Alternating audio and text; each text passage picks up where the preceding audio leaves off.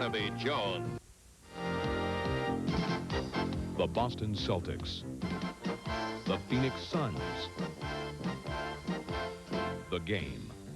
A special presentation of News Center 10 Sports with Sports Director Tim Healy. Good afternoon and welcome to this Channel 10 Sports Special.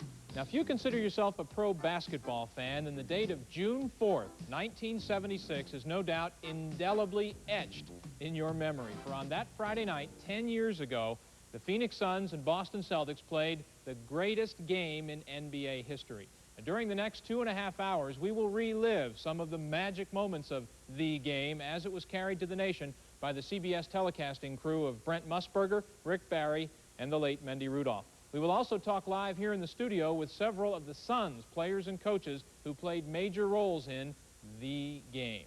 We'll return with highlights of the first quarter, Game 5 of the 1976 Suns-Celtics Championship Series right after these messages. The Game. Brought to you in part by United Dairymen of Arizona.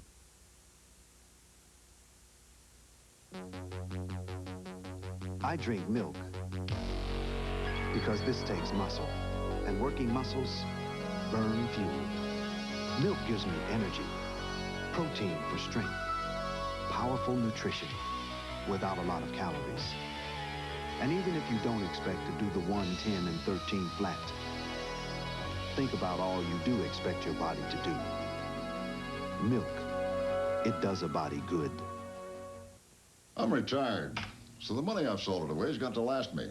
Oh, sure, I've tried CDs and money markets, but they don't earn what they used to. So I went to an R.L. Catrozo seminar, and now I'm getting a good return again. My investments are safe, and I'm learning a thing or two. Who says you can't teach an old dog new tricks? Try this, Grandpa. Dropping out of CDs and money market funds? Drop into a free R.L. Catrozo investment seminar. Call 949-1369. 10 years ago, the Phoenix Suns thrilled the Valley and the whole country. But since then, some things have changed. One thing remains the same. Your Phoenix Suns are still the best family entertainment value in town. And this year, the tall, tough, talented, young Phoenix Suns are on the rise. For your Suns season tickets, call 263-SUNS. When you want the news, you want fresh information.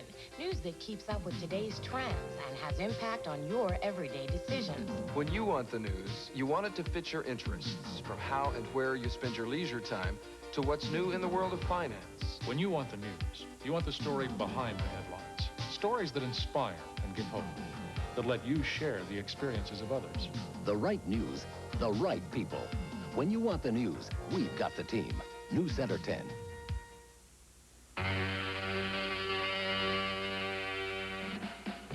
The NBA championship began with 2 games in the Boston Garden. The Celtics and Dave Cowens handled the Phoenix Suns with such ease that many experts thought the series would end in 4 games. The scene then shifted down to Phoenix, and in Game 3, it got extremely rough in the second quarter. Ricky Sobers, number 40 of the Phoenix Suns, and Kevin Staken, number 27 of the Boston Celtics, got into a vicious fistfight. Both players were ejected from the contest. After that, it was the Rookie of the Year, Alvin Adams, who took complete command as the amazing Suns scratched and clawed their way back into the playoffs. Then it was Game 4 on Wednesday night. Garfield Hurd, with an amazing second effort, put the Suns up by 2. He missed, went back up for the tap, and got it in. Then the Suns had an opportunity to salt it away. Keith Erickson with a miss. Celtics pull it down with 12 seconds to play. They don't want the timeout. They want to set up as quickly as possible. The play is already called. But the Suns have taken away the pass to Dave Cowens. The secondary man is JoJo White. Sobers with a good defensive play. And suddenly, the series is tied. And I think you can hear in the background the noise emanating from the Boston Garden, where the scene has shifted for Game 5 of this NBA championship. The first quarter was dominated by the Celtics. Their attack was led by John Havlicek and JoJo White. It was Hondo Havlicek's first start of the championship series, and he proved to be almost unstoppable. Havlicek, second chance down. Now, I It was plays like this that helped Boston keep the pressure on. There's the steal coming up. Silas with good anticipation on the pass. Long pass to Havlicek. Now watch him cut off the angle on Alvin Adams and force Alvin Adams to run into him and pick him up to get the foul. 8 points for John Havlicek and a chance to boost the total with the three-point play. 36-year-old veteran has lit up the Celtics in the Boston Garden, and Curtis Perry and Dave Cowens are at it. Richie Powers, now hold on, Richie's got a quick trigger. Cowens and Perry are at it. This was the only real shoving match of the night between the Celtics and the Suns, but the beating the Suns took in the first quarter made it look as though Game 5 would be a Boston blowout. The Celtics were able to control the running game and shut off the Suns' driving lanes, and then finally, Boston owned both boards. With the score at the end of the first quarter, Boston 36, Phoenix 18, the Suns looked like a rookie team. But Phoenix proved time and time again in 76 that it ain't over till it's over.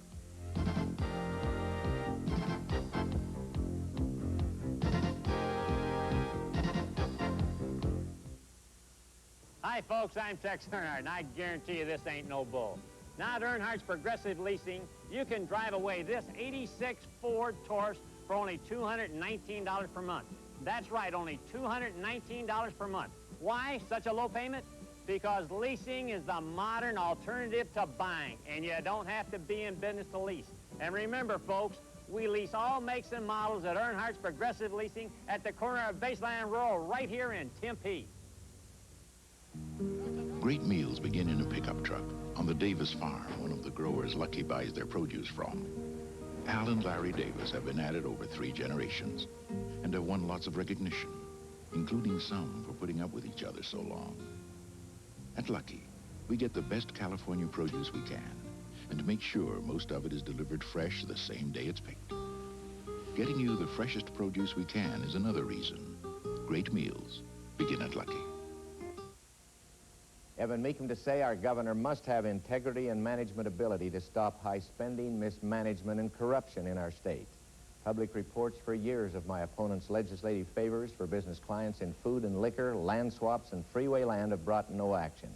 Maybe he and his friends are so powerful they're above the law. But he's not above you Republican voters on September 9th when you nominate your governor. We must have an untarnished record to win in November. Give me your votes and I'll win for you. Have you heard the news? Have you heard the news? The rock and roll evening news. What's it all about? Pop stars. Is Sting rejoining the police force? It's up for grabs. Hot music. Is Madonna a hit at home? Hotter news. And how is Kenny Rogers' home life doing? This is a lucky guy. I want you to know that I will not tell a soul you slept with me last night. Tell them you heard it on the Rock and Roll Evening News. Coming September 14th at 11:30 to TV 10. Suns have not been able to shut down the inside game of the Boston Celtics, and it's hurting them very badly in this ball game. In Phoenix, Cowens had only 19 shots. Lumpkin misses. Autry is there. Won't fall. Phil retrieves it and gives it back to Dennis, who's all alone.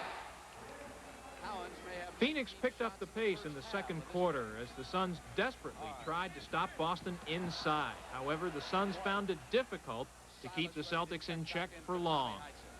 They've got to shut off the middle, make it a little more difficult for the Boston Celtics to score easy baskets and try to execute their offense. Get inside just like that. Just like you told them, Rick Barry, with 8:55 to go, it's 42-24. And that is the first back-to-back hoop for Phoenix so far in this game. It was slow and gradual, but the Suns started to show they were not going to be pushovers. Tversky and Perry collided, and we've got an offense. Curtis Perry was there intimidating on defense. Adams gives it up to Lumpkin. Quick pass to Westphal. Great control by Paul Westphal. On a pass from Lumpkin, it's 42-28. Hold on. That's 8 straight points for the Phoenix Suns, Brent. For Boston, Dave Cowens continued to muscle his way all over the court. He dominated the boards and was able to shoot effectively from the outside. For Phoenix, Rookie of the Year Alvin Adams, guard Paul Westphal, and forward Curtis Perry helped breathe some life back into the offense. 46-34. It's a 12-point lead. Celtics were up by 20. A 36-point explosion in the first quarter if you just joined us. Scott left baseline, and Garfield Hurd was there on the defense. Westfall back down. Suns are coming back in a hurry as Curtis Perry came up, and that's 4 fouls on Charlie Scott. Well, the gamble by Tommy Heinsohn has not paid off, Brent. Put Charlie back in the ball game, trying to get his starting lineup in. Here's Westfall going to pass off to Perry. You'll see him come into the picture. Charlie Scott moving over, definitely moving on the play. No question about that foul. Why doesn't Scott try to avoid the foul on that particular play? Now, he did the same thing against Van Arsdale and committed a foul where he maybe should have given him the field goal. And here we have the same play again. I think there was 2 fouls he committed that he certainly could have avoided. Well, without any question, but he's a very emotional young fellow, and he's trying to work hard. And Tom Heinsohn is talking to him on the bench right now, trying to get him to calm down. Give it up, and here come the Suns. Garfield Hurd. And it is 46-39. The Suns came into Game 5, came into the series a decided underdog. No one expected the Suns to get this far, and yet, at least for the first 2 quarters, Phoenix held its own. And later, the most exciting game in basketball history started to live up to its fame.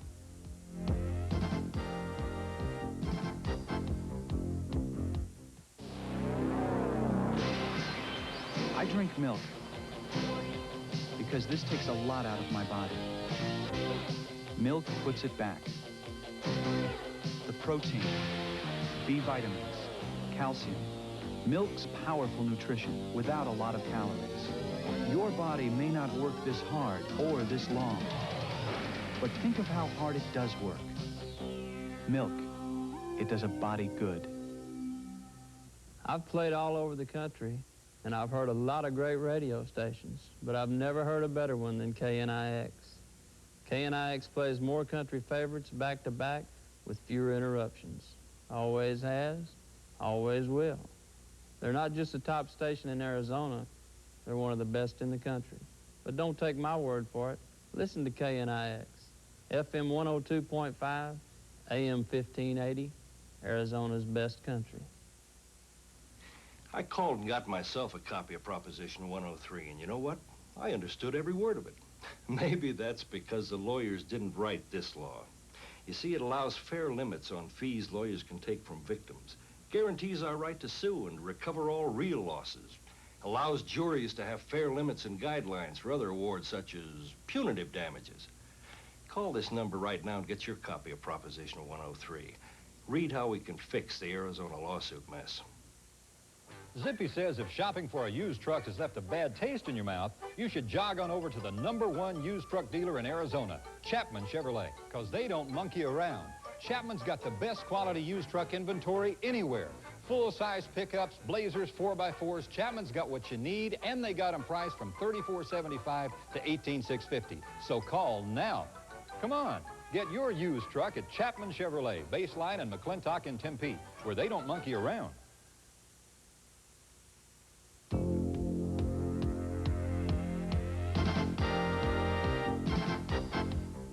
Welcome back to our rebroadcast of the game, Game 5 of the 1976 World Championship Series between the Suns and the Boston Celtics. As you know, at halftime of the game, the Celtics lead the Suns by the count of 61-45. And we are joined now by 3 members of that Phoenix Suns Western Conference Championship team of 1975-76. Guard Paul Westfall was in his first year with the Suns, having been acquired in an off-season trade with the Boston Celtics. Forward Curtis Perry was in his second year in Phoenix. He had been a member of the Milwaukee Bucks team that went to the finals in 1974. And, of course, the original Sun, guard forward Dick Van Arsdale. And, Dick, I'll start with you. In the first 2 games of the series, the Celtics won in Boston. You come back to Phoenix, take the next 2. It seemed as though the team was building confidence going into Game 5, and yet the Suns came out and played so poorly in the first half. What was the problem in that first half, as you recall? Well, I think, first of all, we surprised the Celtics doing as well as we did here in Phoenix those 3rd and 4th games. But I think that's very difficult to say why we played so poorly in the first half. Perhaps there was a little bit of a letdown in Game 5. Certainly should not have been playing in the Boston Garden, but I've never been able to answer that type of question very well. Going to you, Paul, you played for the Celtics before coming to Phoenix, so you played in the Boston Garden as a member of the home team and as a visitor. Is there really an intimidation factor, as most people, most fans seem to think there is, going into the Garden and playing the Celtics? The biggest intimidation factor is that the Celtics are always really good. So it's hard to play a really good team on their home court. When the Celtics were lousy for a couple of years there after Russell retired, people went in there and beat them regularly. But it's intimidating if you've never seen it before and if you're liable to be intimidated anyway. But mostly they just have a good team. The fans, though, seem to get into the game there as well as in any arena, it seems, in the NBA. No, they're used to winning, and they are proud of the part that they play in it. I think that the fans get them playing a little bit better by being so vocal, and they like it. Curtis, you were involved in a brief war of words in the first quarter with Dave Cowens, and yet as emotional as this fifth game turned out to be, it was relatively free of fisticuffs, at least any involving the players. Most of that was letting off a little steam. Dave Cowens was a very intense, aggressive player, and at that point in the game, both teams are trying to establish a little something, momentum, try to establish a little bit of credibility, if you will, out there on the court. And it was over, just the altercation was over just about as quick as it started. I don't think either one of us was going to fight out there in the middle of Boston Garden. I know I wasn't going to fight him in the middle of Boston Garden. Now, there had been a fight in Game 4 here at the Coliseum between Kevin Stakem and Ricky Sobers, and I guess some people were kind of expecting the thing to continue in Boston. I don't think there would have been another fight, not at that time. We were basically trying to get down to play basketball. We were down. Celtics were doing everything right, and we couldn't buy a basket at the time. Just a little heat between both players, actually. Dick, what was Coach McLeod saying in the locker room at halftime, as best you can recall 10 years later? As best as I can recall, Tim, John McLeod, in my opinion, always had something to say at halftime and timeouts, no matter how badly you were playing. But I'm sure that John McLeod had some strategy planned and told us that, you know, we'd done so well to this point that there's no way we could play as badly in the second half as we did in the first half. John McLeod is the type of coach who never quits. You could be down 20 points with 3 minutes to go in the game, and he'll still have a plan for you, even though it might be a little unrealistic sometimes. But John is a fighter, and I'm sure at that point at halftime, he was ready to fight again. And certainly you, as players, had to believe that you still had a chance to win, did you not? I think we did, because it was a team that peaked at the right time, and I think we reached a point where we felt that we were not going to lose. And I'm certain at halftime of that fifth game, we felt that we had a good chance to come back. It was 61-45 at halftime of this basketball game, and after these messages, we will return with the third quarter play-by-play from Rick Barry and Brent Musburger and the late Mendy Rudolph. CBS's coverage of the game, Game 5 of the 76 Sun Celtics series, coming up after these messages.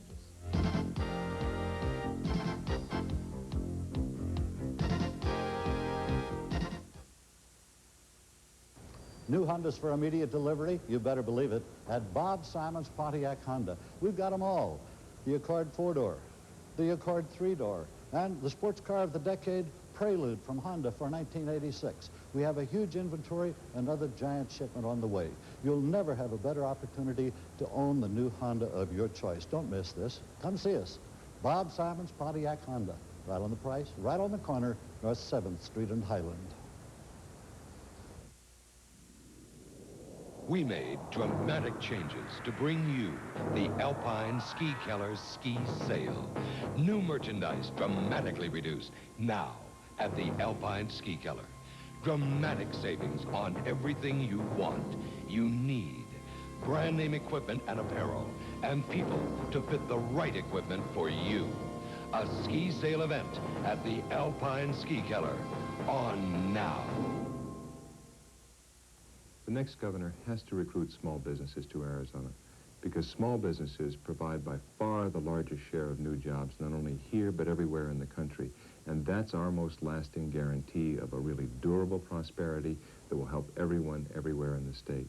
If the governor has been a small business person himself, as I have, he's in the best position to understand that the state should be a friend and an advisor to the small business person. Tony Mason. Action for Arizona.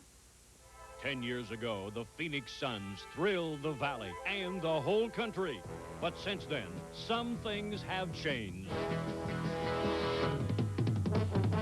One thing remains the same. Your Phoenix Suns are still the best family entertainment value in town.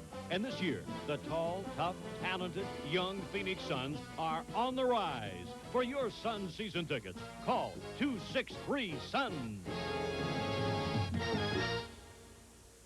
Sunny Hill, we saw a lot of surges in that first half. Boston opening up and really establishing their running game very early. What do you have for us?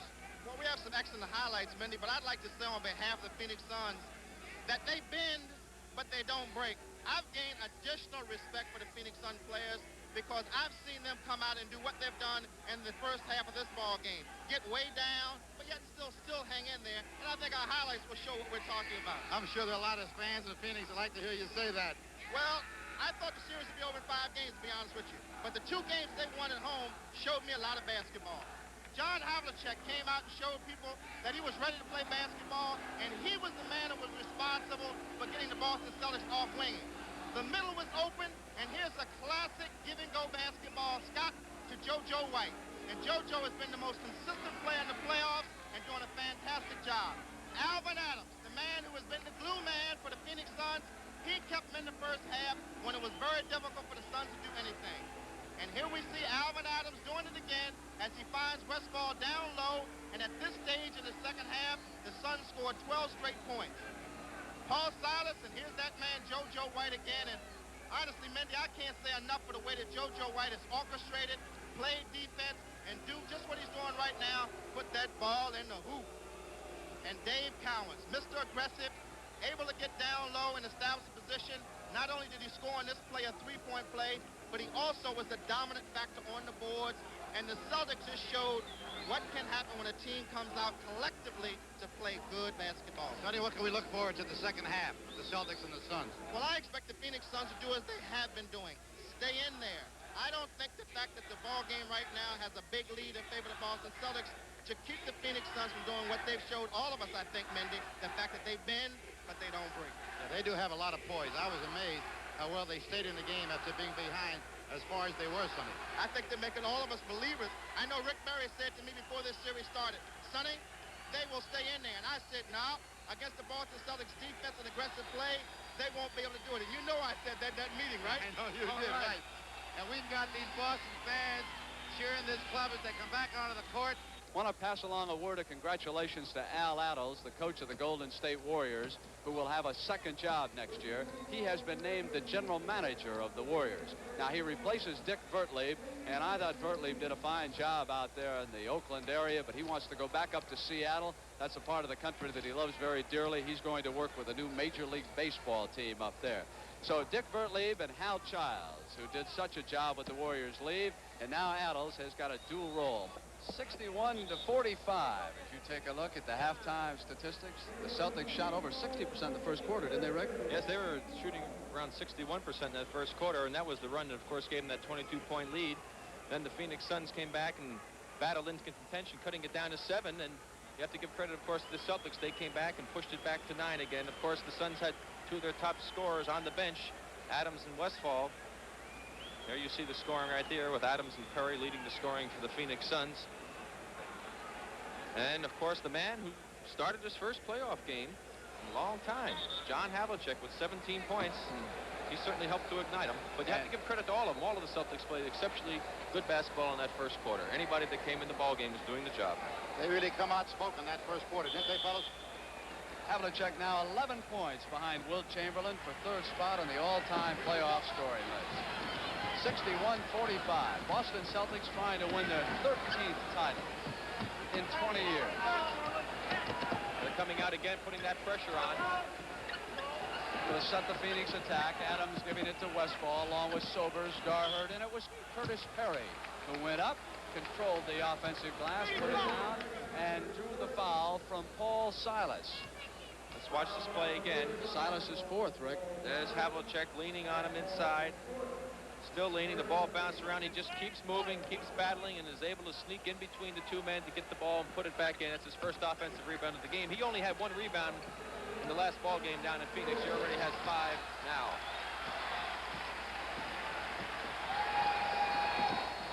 Second half, just underway. Scott, White, Cowens, Silas, and Havlicek on the attack for the Celtics. Paul Westphal with control after the turnover by the Celtics. Turnovers plagued Boston in the 2 games played down in Phoenix. Offensive foul, backing in. That is the 4th foul on Alvin Adams, and that brought both Al Bianchi and John McLeod off the bench. They were looking for a foul on Cowens. Instead, their top scorer is now in foul difficulty. This is the earliest that Alvin Adams has been in foul trouble in this series. Scott controlled the offensive glass. Had a tough angle that time on the board. Couldn't get it up high enough. Ricky Sobers penetrates. And the underhand layup makes it 61 to 50. It's an 11-point Celtic lead. 10 minutes and 45 seconds to go in the 3rd quarter.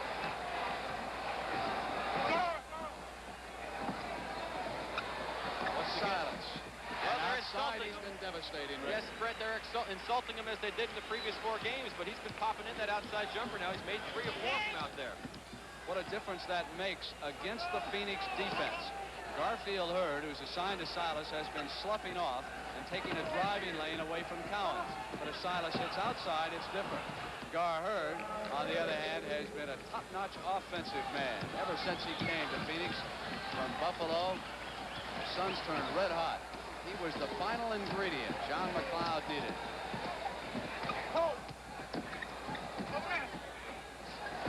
Charlie Scott.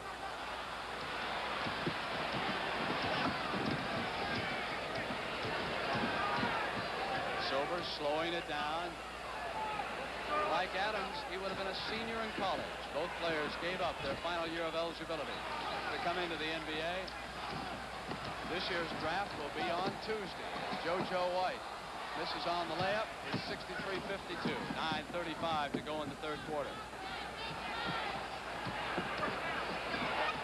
Perry turns around.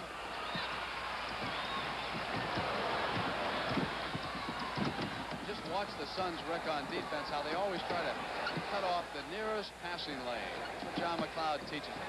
Zone principle defense, and again you see Paul Silas left alone outside, and he's tough out there tonight. It has been a big factor in this basketball game. Yeah, 65-52. They must go out and pick him up, and if they do that, it's going to allow Cowens to get Alvin Adams underneath one-on-one. Westphal.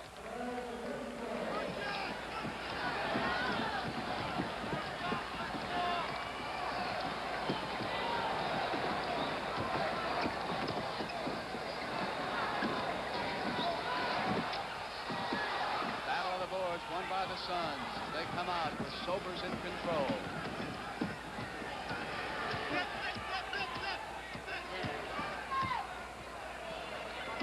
It's a defensive switch now, and Havlicek is going with Adams inside. Hurd got Paul Silas up in the air and then came with the shot, and Paul Silas is in serious foul trouble. He has 5. Take a look at this play right now. Garherd gets the ball, makes a good little fake to the right side, puts the ball down, head fake, gets him up in the air, on top of him for the foul, and he has trouble. Back in the Boston Garden, and don't forget, tomorrow on CBS, Super Joe Einhorn will try to set a jumping record on his motorcycle, and Muhammad Ali will take on, what's that fella's name, Mindy? Gorilla Monsoon. It sounds like a stormy ape. I mean, does that lay on you anywhere at all? I'll tell you, I'm going to watch the spectacular. Tommy Heinsohn gets a minute, he'll watch it too. All right, here come the Celtics. It's 65-55, 10-point Boston lead, 8:15 to go. Silas has been the Celtics point producer from the field so far. Jimmy Ard is in on the attack. How about that? Just as long as it goes in, it counts.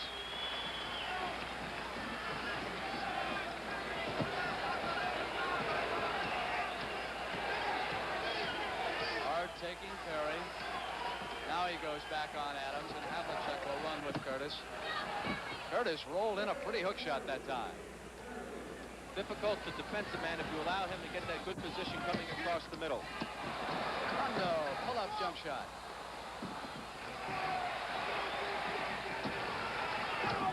Charlie Scott driving to the basket. Hurd was there the first time, and Alvin Adams with control, and it is hot and heavy underneath. Technical foul has been called against the Phoenix bench. That is the 6th technical foul in this series.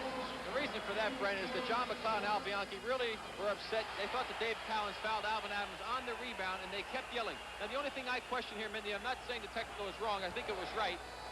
But it looks like Phoenix may have had a fast break opportunity. Shouldn't the official wait until the play has gone dead?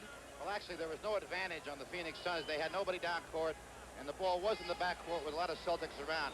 And I really do think that McLeod had a complaint coming, because probably what the officials did not see was Cowens' hands down on Adams' hips. That's where the foul took place, down low, not up top.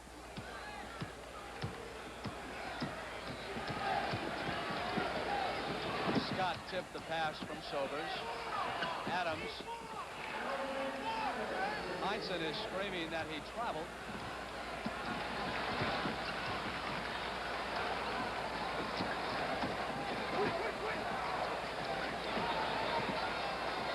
Curtis Perry, you see it switched over on Cowens, and Alvin Adams now has Havlicek. And Havlicek drives into him, trying to draw that 5th foul on him. Jimmy Yard. Taken down by Perry. It looked like he came pretty close to doing it. It seemed like Alvin made some contact in that play.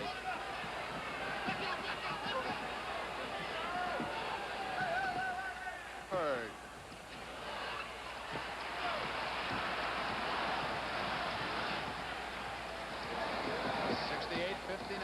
Havlicek with control for the leaders. Intercepted by Sobers, who stepped into the lane. Rush ball, and Jimmy Yard blocks it. Knocked off the glass. Suns control. Yard with a short shot that missed, and Cowens.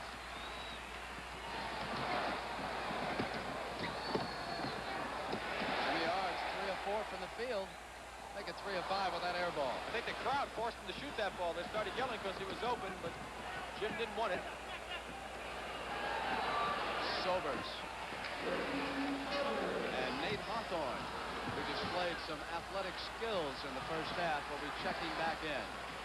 Well, if the Suns turn to spurt, they've knocked off 9 points of that Celtic lead here with 5:42 to go in the third quarter.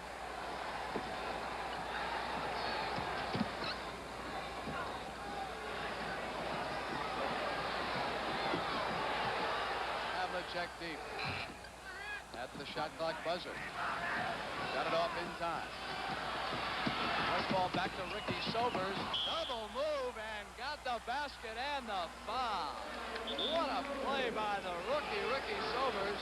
A little bit of a pump shot that time. Rick, I don't know how he got the ball off. Well, let's take a look at it and see. Here he goes cutting down the middle. It's a good pass. He goes up in the air, has to double clutch as Havlicek comes in front of him, throws it up with a nice soft touch. It goes in. He picks up the foul, a chance for a three-point play. Back in the Boston Garden, 5 minutes and 19 seconds left in the third quarter. It is 68-63. Phoenix has clawed its way back into that basketball game behind John McLeod and his assistant Al Bianchi. For fouls, we have Silas of the Boston Celtics sitting right now with 5. Charlie Scott with 4. Cowens with 2. Adams with 4. Westball with 3. Sobers closes the lead again by adding that free throw after that beautiful layup. Now it's a 2-field goal game. Fans have been quiet in the Garden. The Celtics could use their support right now. Len McDonald, number 30, with the ball on the floor, gave it up to Hondo. Cowens inside wanted it, and Alvin Adams was there with the defensive block. That was some great block by Alvin Adams.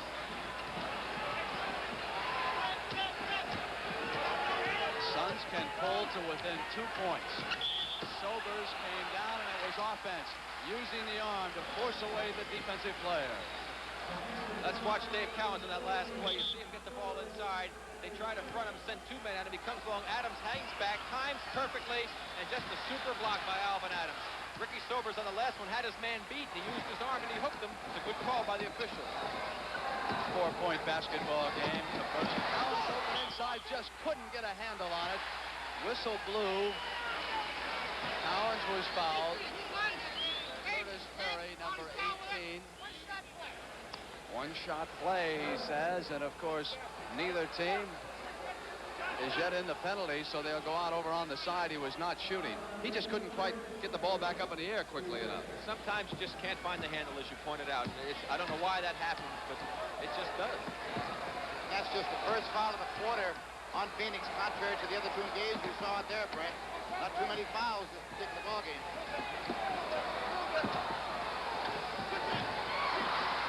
Curtis Perry gives it to Sobers on the steal, and Perry forcing the turnover to the rookie. Tommy Heinsohn with a timeout. The situation is this. The Boston Celtics had led it by 22. It was cut to 7, back up to 14. Now, suddenly, it's 2 points. 4:13 to go in the third quarter. Brent, it's amazing how these games can fluctuate up and down. Boston hasn't scored from the field in 3:48. And Phoenix has outscored them this third quarter 21-7. Ricky Sobers has matched the entire Celtic team. Alvin Adams had control, and he was fouled back there, and that is in the backcourt. And I saw a very small core of Phoenix fans over there behind their bench who were up as the team came out following that timeout, urging this club on. Alvin Adams following that backcourt foul, coming up to the free throw line. It's 68-66. Well, aside from the poor shooting, as you saw, Phoenix now shooting 67% to 19 or so for the Celtics. The Celtic bugaboo in the last 2 games down in Phoenix, turnovers has hurt them in the third quarter. They've turned the ball over 4 times in the early going, and that really hurt them because Phoenix converted it into field goals. We are tied in Boston. 3:58 to go in the third quarter. An amazing turnaround. It's the first tie in the ball game, Brett.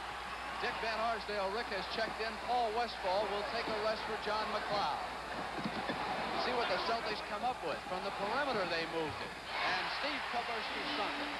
And Steve got that shot because Gar Herb was dropping in the middle to clog it up, and they got the ball to the open man for the jump shot. Good ball movement by the Celtics.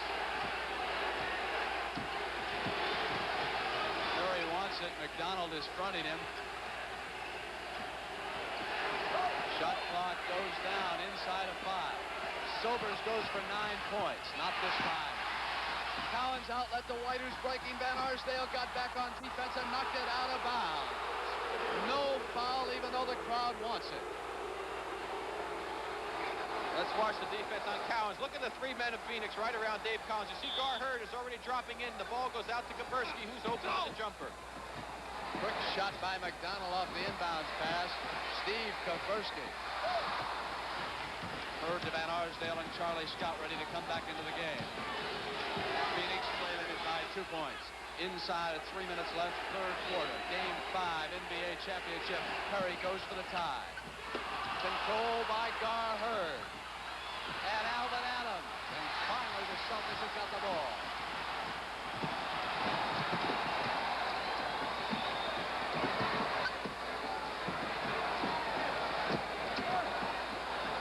JoJo White. Iron. Cowens controls the offensive rebound and hooks it in. It's a 4-point Celtic lead. I noticed something in that last series, Brett. There were 3 Celtics who had open shots and didn't take them. I think they're playing just possibly a little too cautious at this point in the ballgame. Nate Hawthorne ready to check back in for the Sun. Crowd chanting defense. Adams in the air, and it's a 2-point Celtic lead with 2 minutes and 10 seconds to go. The man the Celtics are missing right now is Paul Silas. The Suns are getting a lot of second opportunities on the board, and they certainly miss Paul on the defensive boards and offensive boards as well. Silas with 5 fouls on Tommy Heinsohn's bench.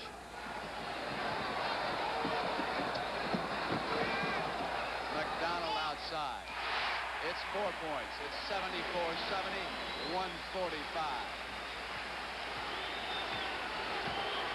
You are watching a team that finished only 2 games above 500 in the regular season, battle for a championship. They are a wild card team, and they are within 2 points of the Boston Celtics in Game 5 in the Boston Garden. One of the most incredible comebacks in all of sport. Wild card, dueling the dynasty for an NBA title. Cross court, Kowarski. Cowan, double team. And Curtis Perry on the turnover as again those Suns clog the inside passing lane. Inside pass off of Sober's hands and out of bounds. Nate Hawthorne and Charlie Scott check in. Hawthorne for Phoenix and Scott for Boston. I would be surprised if we don't see very shortly a zone warning against the Phoenix Suns, because they are really clogging up that 16-foot lane and blocking off everything. Let's watch for it and see if it happens. Clock moves inside of a minute, third quarter, Boston Garden. White tries to penetrate and is cut off there. Scott tries to get in, and Van Arsdale's got him, but he bounced off, and Scott had daylight. That was all individual move that time by Charlie Scott. 76-72, 4-point Celtic lead.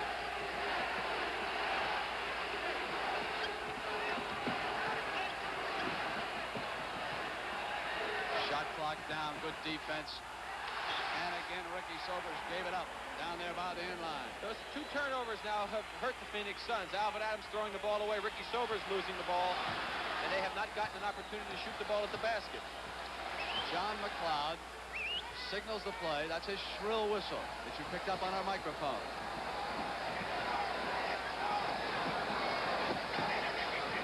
Cowens wants it. Cowens, inside move on Alvin Adams, drew it. That is the 5th foul on the rookie of the year, Alvin Adams, and that's exactly what Dave Cowens wanted to do.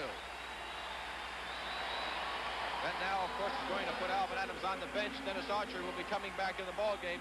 Let's watch the play again.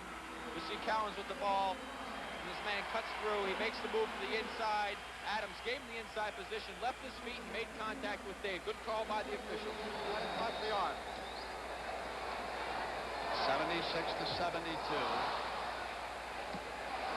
The pressure is on number 21 of the Phoenix Suns, Dennis Autry, who must take Cowens. You don't think that he's an intense individual? Do you see that look on his face?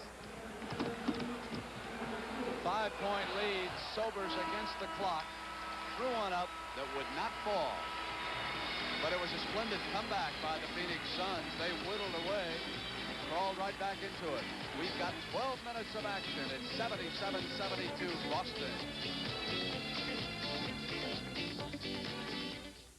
Important news. KOI is now on FM too. That's right. Now you can get KOI at both 55 AM and 95.5 FM. Staying fit and trim isn't all hard work. I have a good time. And I drink milk.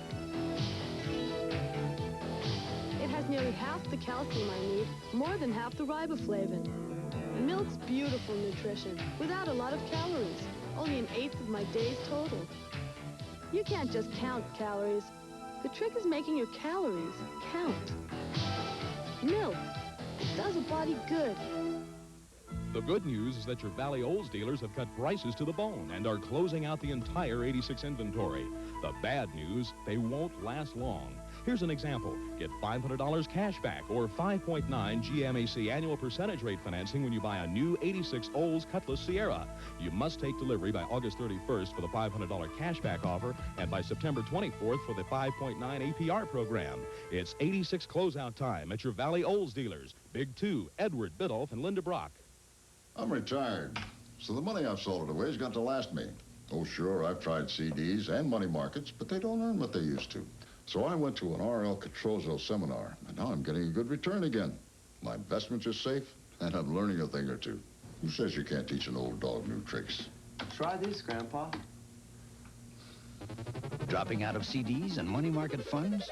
Drop into a free R.L. Catrozo investment seminar. Call 949-1369.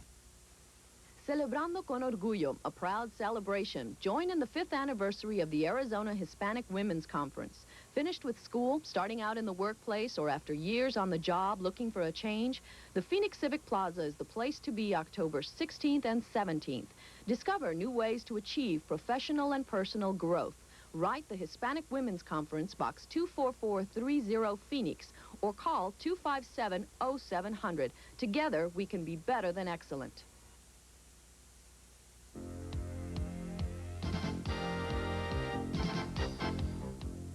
And so, after 3 periods of play in the game, the Suns have whittled a 16-point Boston lead down to 5, 77-72. 72. Joining us live in the studio now is John McLeod, who was the Suns coach on that night 10 years ago and is still the Suns coach. In fact, he is the longest tenure of continuous service with one team as an NBA head coach.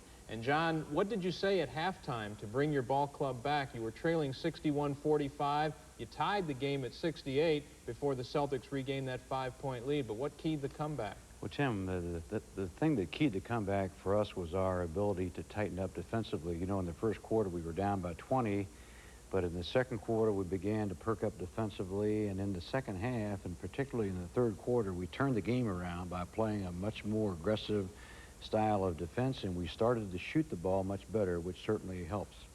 Now, much has been made in recent championship series in the Boston Garden about the intense heat in the Garden when they're playing games in June. This was the first Friday in June. What were the conditions like in the Garden that night? Tim, it was very similar to the conditions that have taken place in the last couple of years. It was very, very hot and sticky and humid. The game didn't begin until 9 o'clock Boston time, and when we walked onto the floor, the humidity was at a great number. I don't know what the number was, and the temperature was certainly high. And our players perspired heavily. As a matter of fact, in that game, I think Tommy Heinsohn, after the game was over, had to be treated. I understand he collapsed in the locker room. It's amazing that more of the players didn't do the same. Tim, it's a very difficult situation. You know, when you're out in the humid temperature, it's very difficult to be active, let alone play a NBA championship playoff game. And I thought our players handled that part of it very well, but it was very, very uncomfortable. John, every team develops certain characteristics, a certain style, a special quality about them. What was it about the 75-76 Suns that enabled them to go from 42-40 to the brink of a world championship? I think if there was one word, Tim, it would be character and intelligence. It was a group of veterans that had come together from where we were in December of 1980, 1975 to be at the point of winning a championship 6 months later was incredible, but it was due to the character and the intelligence and the mental toughness and tenacity that these players had. That mental toughness and tenacity was about to face its stiffest test as they're entering the fourth quarter in the Boston Garden. Suns trailing the Celtics 77-72, and we'll be back with the fourth period replay after these messages.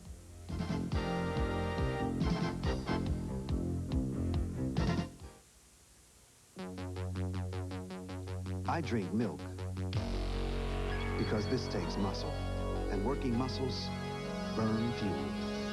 Milk gives me energy, protein for strength, powerful nutrition without a lot of calories. And even if you don't expect to do the 1, 10, and 13 flat, think about all you do expect your body to do. Milk, it does a body good. Are you sure? Yes. Really? Yes. It's Yes Month at Nissan, and your Nissan dealer's making great deals on new trucks. He's saying yes to 5.7 Nissan-sponsored financing, so you can save hundreds in interest payments on our lowest sticker-priced regular bed, and hundreds more on this King Cab SE 4x4 with V6 power. Yes. Or save with $500 cash back from Nissan. So see your Nissan dealer, because he's going to say yes. We'll say yes at your Valley Nissan dealers. Great meals begin in a ranch house outside Denver, because that's where Lucky sends their own meat buyer to check on the quality of the meat that ends up on your table.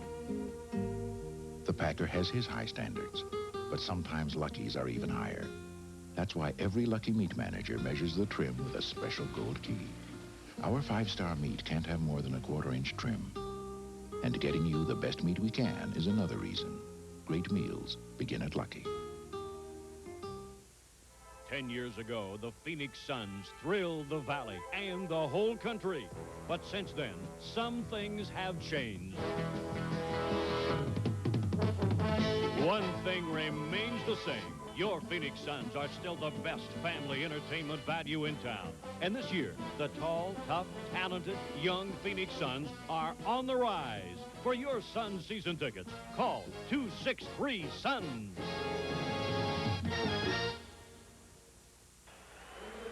A as you look at the third quarter shooting statistics. And Mindy, what's the report on Keith Erickson from the Suns locker room? It's been diagnosed as a sprained ankle. How severely, they don't know as yet. They're packing it ice.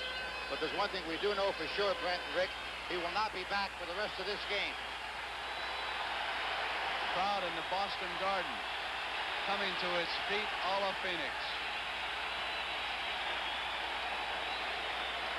The Boston Celtics have not lost a playoff game in the Garden this year. Their playoff record coming into this game, 10-6.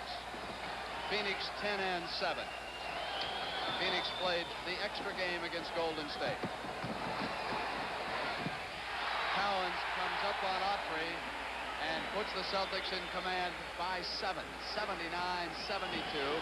Adams on John McLeod's bench with 5 fouls. Over Westfall's head and out of bounds.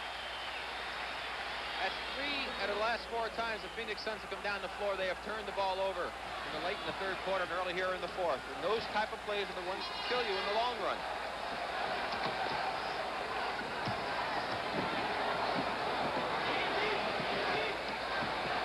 Cowens waiting for someone to break open. Scott finally had to come around him. And there was an offensive foul against David Cowens. Let's watch the replay on this. Now watch Dave Cowens as he hands off, turn into Dick Van Arsdale. Didn't look like he made that much a move that time, Mindy. I disagree, Rick. I think that once you establish that pick, you can't even move 3 inches, and Cowens did turn around, causing the offensive foul. Nate Hawthorne went up on the missed shot by Westfall and tapped it back in. For Dave Cowens, his 3rd foul. It's 79-74. 10 minutes and 45 seconds left in game 5. And Cowens going to work on Autry. And Steve Kaburski came flying across. There was contact underneath. But Steve Kaburski has demonstrated an ability to get open underneath that offensive board.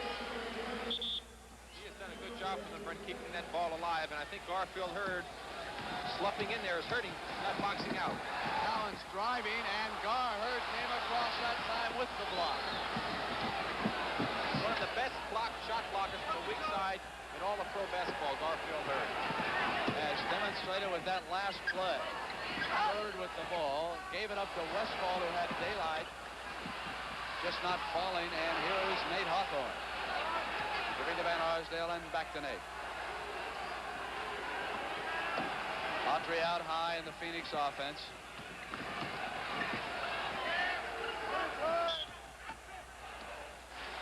Offensive foul on Nate Hawthorne. The Celtics will have it. He was pushing off. It's a 5-point Boston lead with 9 minutes and 57 seconds left in the game. That young man has a lot of natural ability. He just has to learn to control his emotions somewhat. He just gets a little bit too physically involved during some of the basketball games. Cowens to work on Autry again. Dennis has it knocked away. Havlicek. Cowens down there. Cowens threw it up and was fouled, and Autry doesn't like the call. Well, there's no question that Dennis Autry picked up the foul there, but the man who made the play, let's watch, is John Havlicek.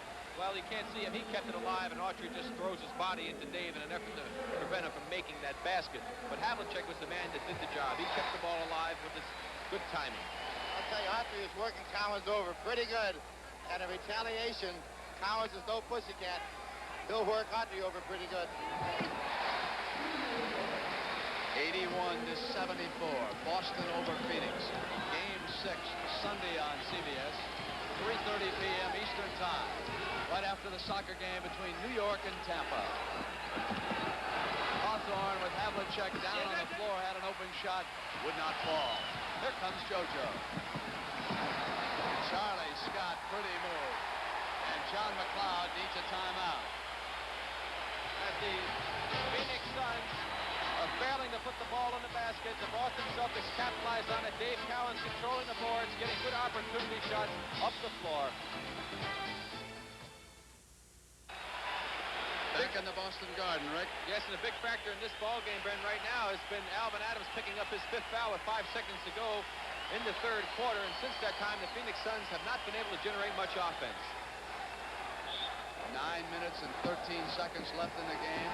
Adams still on the bench. I wonder when John McLeod will bring him back. It might depend on the scoreboard. Can't wait too long, Brent. If they fall too far behind, it'll be an impossible task. Westfall. Hawthorne leaped over. Great athletic skills. Curtis Parrish. Autry tapped it back in. It'll count, and there was a foul. Dennis Autry had established excellent inside position. Let's watch this play again. Hawthorne passes it to Perry, takes the jumper. Cowens must go out on him. He forces his way inside on JoJo White. There's JoJo with the push off and Dennis with the tap in. Paul Silas checks back into the game. Like Alvin Adams, Paul Silas has 5 personal. The only difference being that Silas is out on the court for Tommy Heinsohn and Adams still resting for Phoenix. I'm sure he would rather be in there playing, Brent. It's a 6-point Boston lead. 8 minutes and 44 seconds to play in the Boston Garden. Don't forget the Belmont tomorrow afternoon on CBS. Cowens, and there was contact. Dennis Autry hit his arm as he came up. Dave Cowens will come to the free throw line. 4 fouls on Autry. There you go. Dave Cowens making the move to the inside. Quickly comes back in to the baseline. Sobers tries to go up. Autry jumping with him, hitting him on the hands. Once again, defensive player trying to make the shot block. If he would just allow the man to shoot, he had good defensive position. Make the man score the basket. Don't bail him out on a tough shot. Nate Hawthorne passing Garfield Hurd, heading over toward John McLeod on the Phoenix bench. Another impressive performance by Nate Hawthorne. 84-77. We've got 8 minutes and 25 seconds to go in the game. Series is tied. 2 victories each. It's been a home court series so far. Third shot was short. Cowens dominating underneath.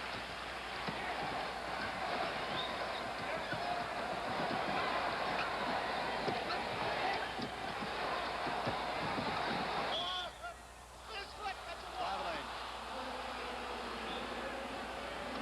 On that play, Brent, Havlicek dragged that sore foot. It looked to me like he couldn't put too much pressure on it. He's told me in the locker room before the game, Mindy, that during the later stage of a ball game, his foot tends to get tired on him, and it seems to give way, and he just doesn't have the strength necessary to do what he'd like to do out there.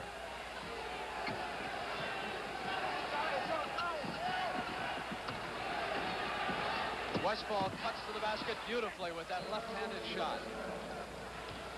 He is great on that play because he can come up with either hand, as Rick Barry explained in Game 4. So far in the second half, John Havlicek has not scored a point for the Celtics. 7 minutes and 35 seconds, and Alvin Adams will check back in. JoJo White makes it Boston 86, Phoenix 79. This shows you how sometimes things don't go well for you. That's the exact same shot JoJo White took in the game down at Phoenix, only it didn't go down there, and here he made it. Autry went to the floor. Back up. Sobers was open on the other side momentarily. They couldn't get to him. Scott with the steal from Westfall. Scott with a pass off to JoJo White. 3-second violation. That's a good call by Richie Powers. He was standing there and counting the seconds out as Dave Cowens and Paul Silas both failed to get out of the 3-second lane when Charlie Scott made that bounce pass. And what hurt them was the fact that he threw the ball down. It bounced so high in the air, it took JoJo White another second before he could get the ball. There's Alvin Adams, number 33. Tommy Heinsohn looking on and arguing with referee Don Murphy about a call. It's 86-79. Referees Don Murphy and Richie Powers have been in complete control of this game, and the players and the coaches have concentrated on playing it. Inside to Gar Hurd. Battle underneath. Curtis Perry once, twice, still has control, and in it goes. He was like a volleyball player. Boy, he had some dedication on that play. There's no way he was going to be denied that basket.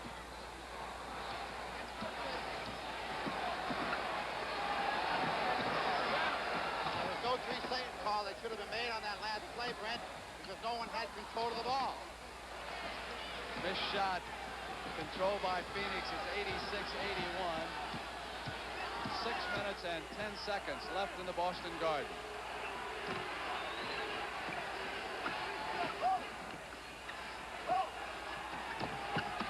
Sobers was coming in on the drive and gave it up. Lost control of the dribble.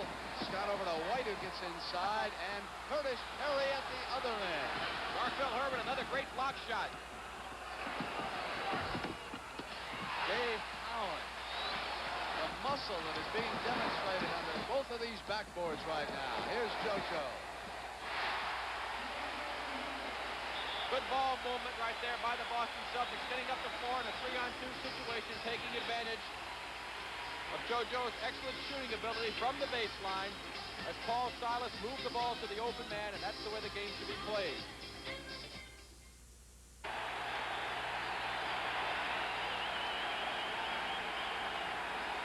Phoenix is not the only city that can explode over its NBA team.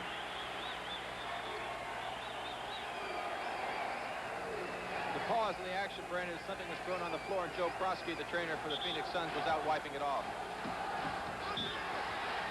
Charlie Scott dove in over there on the pass play. There's one fact that one area that Phoenix Suns have really suffered in here in the later part of the game has been turnovers. Dan Arsdale was trying to pop away from Charlie Scott and was called when he threw that elbow back on him to get some distance. Somebody has thrown a cup on the floor. We'll see if he can get Murphy's attention to get it off. They don't see it there at midcourt. Here's JoJo White and Collins. We got 5:21, 88-81. Scott in and out. Celtics still with control, and nobody has got that off the floor. I'm so frightened when I see something like that. Somebody going to slip on it. Here is Collins on a hook shot that went in. 90-81. There it is. Still don't see it. Richie Powers has picked it up, and he's going to get rid of it. Now it's 4:53 to go. Curtis Perry over to Alvin Adams. Adams in the air. Put it down. 90-83. That still keeps it well within reach for the Phoenix Suns, and fans should realize that when they do something like that, one of their own ball players make it hurt. That's just a silly thing to do at a sporting event. 4 minutes and 35 seconds. John McLeod is off the Phoenix bench, kneeling down, watching his defense. Al Bianchi standing. These are vital moments right here. Scott on the turnaround, and Perry with control, and here come the Suns. They can pull to within 5. We've got 4:20 to go. Westfall patiently signals the play. Collins taking Adams. David has played an incredible game. Here's Westfall on JoJo White with the turnaround, and Paul Silas has come back off the bench playing with those 5 fouls. Yanked down the defensive board. Lead can swell to 9 if the Celts can hit here. Havlicek forced out of the middle, went to the right side and hit it.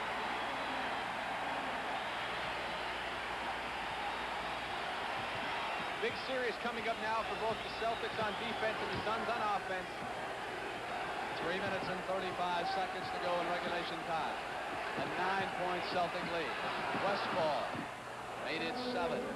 Well, the Suns came through with the offense, and this time the roles are reversed. The Celtics, of course, needing to get a good shot, and the Suns must stop them. Ricky Sobers will be checking in. Silas goes down inside, so Hurd has to stay with him, and Collins missed, and Adams control. They got a bad break on that bounce that time. Adams almost traveled, got it off to Westfall. Oh, Westfall with back-to-back baskets has made it 92-87 right now. Well, the situation now causes a little concern here at Boston Garden as the Suns cut it down to 5 points. And with 2 minutes and 58 seconds to go, there's still plenty of time in this basketball game. Tom Heinsohn, I'm sure, trying to get his team to get some inside action going. They've been most successful with the inside game.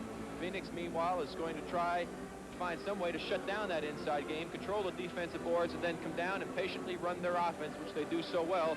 And you have to give the Phoenix Suns credit for hanging tough. This is something they've done throughout the last 2 playoff series when it looks like they're about to fold, or should fold, I should say.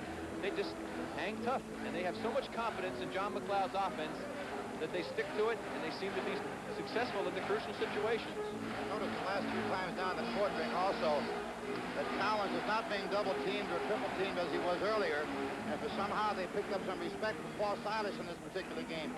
Garherd is going back to his man, leaving Collins free to wing to the hoop. You saw John McLeod there mapping out some strategy on the paper, and as Paul Westphal said, he feels that the players are an extension of their coach when they're out there on the floor, and I think that's very well put.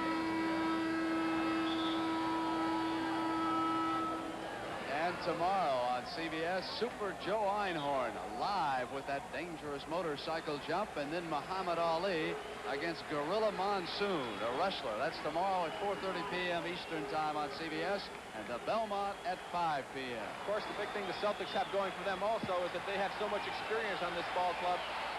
They invariably come up with what has to be a big play for them. They will get the ball inside. They will work around on picture screens, move the basketball, and generally do the right thing. That has been the key to their success throughout the years. This is the noisiest Boston Garden crowd I have experienced this year. They have been somewhat complacent, but then Phoenix made a series of it. And the Boston fans can come alive like no fans in America. Havlicek took it from White inside to Dave Cowens, who tried to go baseline past the White, and again the Suns had hands in the passing lane. A 5-point difference. You can see the clock on the scoreboard counting down inside at 2:30. Fans chanting defense in the Garden. Westphal has had the hot hand. Thought he had it, did not. Silas controls. There's the man that's so important to that Boston rebounding game, Paul Silas, along with Dave Cowens.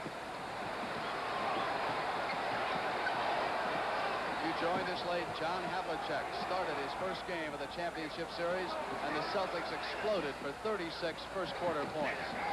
Phoenix has been battling to catch up and go ahead ever since. Silas with a miss. They caught him in the third quarter, but they couldn't hold on. And Adams was out with those 5 fouls. Sobers went in the air and hit the basket. The crowd thought he was guilty of an offensive foul, swinging out that right elbow. It is 92-89, a 3-point game. 1 minute and 45 seconds to go in the Boston Garden. John McLeod and Al Bianchi are up. Tommy Heinsohn up for the Celtics. JoJo up. And Garherd controls, and the Phoenix Suns can pull to within 1 point. Other timeout has been called in the Boston Garden. Rick and Mindy, I would like to say that I thought the Celtics were extremely impressive when the fast break was operating early in this basketball game. And again, the Suns have kind of regrouped, and they've been getting back extremely well on defense. Well, they are not taking the fast break opportunities they had in the first quarter, Brent, because they're really not controlling the rebounds. And you can't run if you don't have the ball. Exactly right, and of course, Phoenix did not shoot the ball very well early in the ball game because of the good pressure put on by the Boston defense. Boston controlled the defensive board and was able to establish their running game. They picked up some steals, and this is what, of course, generates running offense. Listen, Mindy, one of the nice fans here in Boston bought me a whole sack of bagels. I got bagels for you. I got bagels for Rick. And we got bagels for the director, Sandy Grossman, and the producer, Chuck Milton. We got bagels for everybody. They did a fine job. I would get on that airplane and head back down to Phoenix in some sunshine tomorrow morning. And game 6, as we listen to John McLeod. The timeout situation. You know, it's interesting, the end of Game 4 when we were down in Phoenix, a lot of fans were questioning the fact that the Celtics didn't call the timeout. They had called the play prior to that. They said that if Phoenix misses, get down as quickly as you can.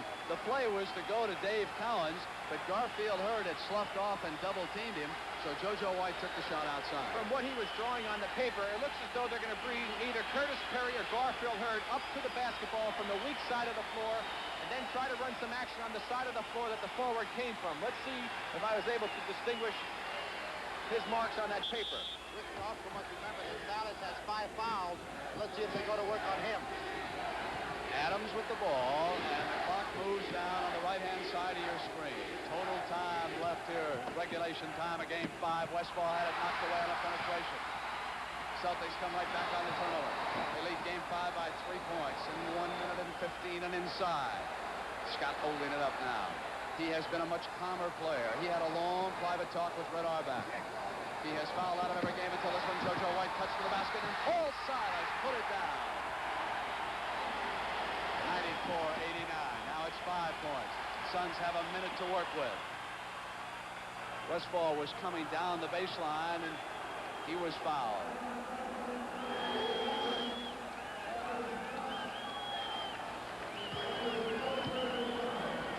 not shooting, and of course they are not yet in the penalty, so they'll have it out on the side. 14 fouls against Boston, 3 against Phoenix. Westfall turnaround. 94-91, Phoenix alive with 52 seconds and a 3-point Boston lead. So that was a big basket by Westfall. Kept his team in it, and Westfall knocks it away. Came around behind Charlie Scott. Here's Paul back down the other way. Paul Westfall puts it in. And came down to the floor and drew the foul. What a sequence by Paul Westfall. Unbelievable. That is Charlie Scott committing the foul. Let's watch this play again. Paul Westfall, great defensive behind Charlie, knocks it away. Adams throws the long pass to Paul Westfall. He comes in, drives to the basket. There he goes. He drives up, and from behind, Charlie Scott caught him and knocked him down. And he had a bonus situation. Charlie Scott out of the basketball game. Again, fouling out of all 5 final playoff basketball games. And now Paul Westfall has a chance to tie this game with 39 seconds to go. And we have going to have some action coming up now. A stunned silence here in the Boston Garden. The Celtics led it by 5. Paul Westfall hit it outside. Paul Westfall came back, forced a steal, hit the layup, and now he comes to the free throw line. And he's been a big spark plug. He has scored 8 of the last 10 points, made the great play, knocking the ball away from Charlie Scott. 2 chances to make one to tie this basketball game. That's one of the greatest individual efforts I have ever seen in a basketball game, right there by Paul Westfall. I want to tell you. That race was 2 years ago when I was doing the playoffs, and Dave Cowens made an unbelievable steal in the backcourt off of a guard on a switch-off play and ran and dove for the ball. That was a fantastic effort. This have to rate along with that. Mindy, were you working that game 2 years ago? I was working that ball game. Yes, I was. And we weren't too sure at that point whether there was a 24-second violation involved in that game. And there was. And Collins just made a super play. He's that kind of a player. Let's watch here and see what Tommy Heinsohn has diagrammed if we can. Tommy Heinsohn goes to that notepad.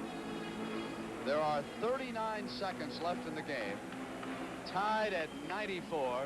The Celtics led by 22 at one point. The situation right now is this. The Phoenix Suns, of course, must play excellent defense to try to stop the Celtics from scoring a basket. If they are able to do that, make them use up at least 10 seconds on the clock playing tough defense, and if the Celtics do not score, they then will be in a situation where they can take the last shot of the ball game and either go into overtime or win. That would be the ideal situation. From the Celtics standpoint, they may want to try to come down and get a quick play inside like they were able to do in Phoenix the other afternoon. If they can do that, the other evening, that is, they have a situation then where even if they don't score, if Phoenix comes down and does score, they still have the chance for the last shot to tie. Now, the play that Tommy Heinsohn wanted at the end of Game 4 was the pass to Dave Cowens cutting through the lane, and he rolls it up. Now, that was taken away because Garfield Hurd had sloughed out of Paul Silas. The crowd urging the Celtics on here in the Boston Garden. The Phoenix Suns must now put a lot of pressure on this inbounds pass. Make it tough to get the ball in. Try to keep them outside, eat up the clock as much as possible, and hope that they miss. And as I pointed out again, Boston's got to try, at least in my opinion, to get the ball to the basket with a good shot in a relatively short period of time to try and take advantage of the clock. Don Nelson will throw the pass in. White, Silas, Cowens, and Havlicek, and Phoenix is not yet in the penalty. Right, Only 3 fouls against them. They have 1, but I don't think they should take it right now. They still have a chance to play good defense and save it for the last few seconds if necessary. See what they come up with. JoJo White came out. Sobers on him. Clock starts down. Game is all tied. Adams fronts Cowens. Nelson. They're watching for Cowens inside. Perry has sloughed off. Here's White from the top of the circle. And it was Cowens, and it was blocked by Garfield That's Hurd. a foul. There was a foul is being called. Outside. A foul is going to be called, I think. Let's see if Don Murphy's calling. Let's watch Murphy's the replay. going over to see Richie Powers. Replay here. Watch. There's Paul. There he is. Dave Cowens shoves Garfield Hurd off without any question. Don Murphy made a good call.